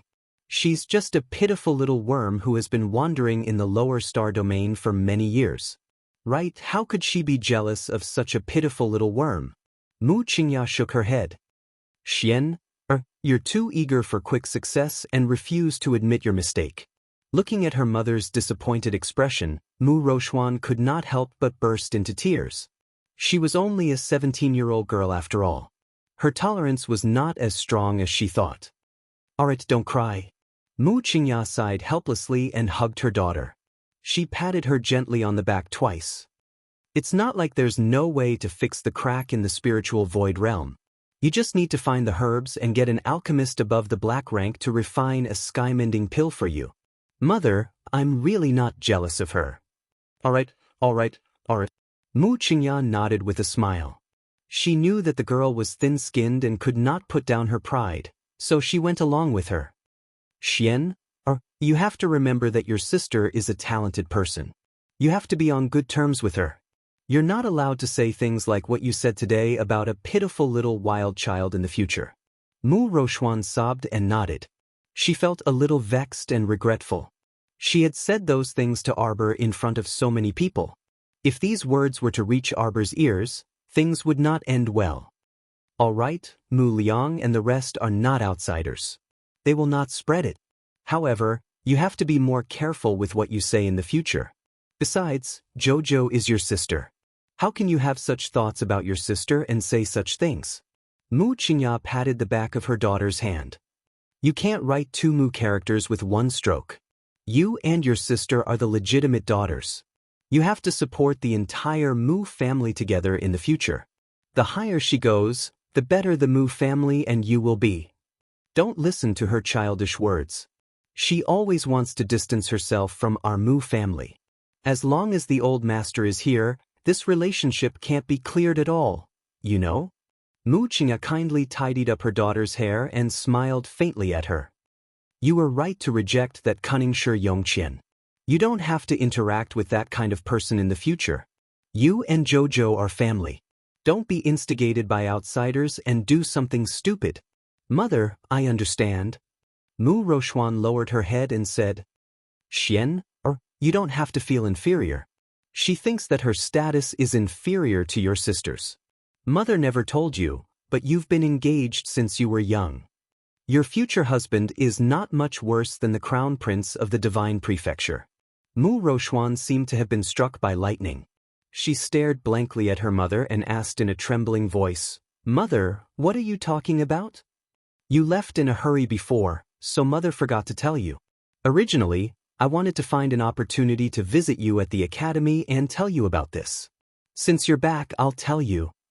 You're tuning in to the Passion Pages YouTube channel. We're so grateful for your support, and don't forget to subscribe to join us on this incredible journey through captivating stories. Your generosity through donations truly makes a world of difference, as it's the primary source of revenue that allows me to expand and enhance this channel for you. Thank you from the bottom of my heart for being a part of this adventure.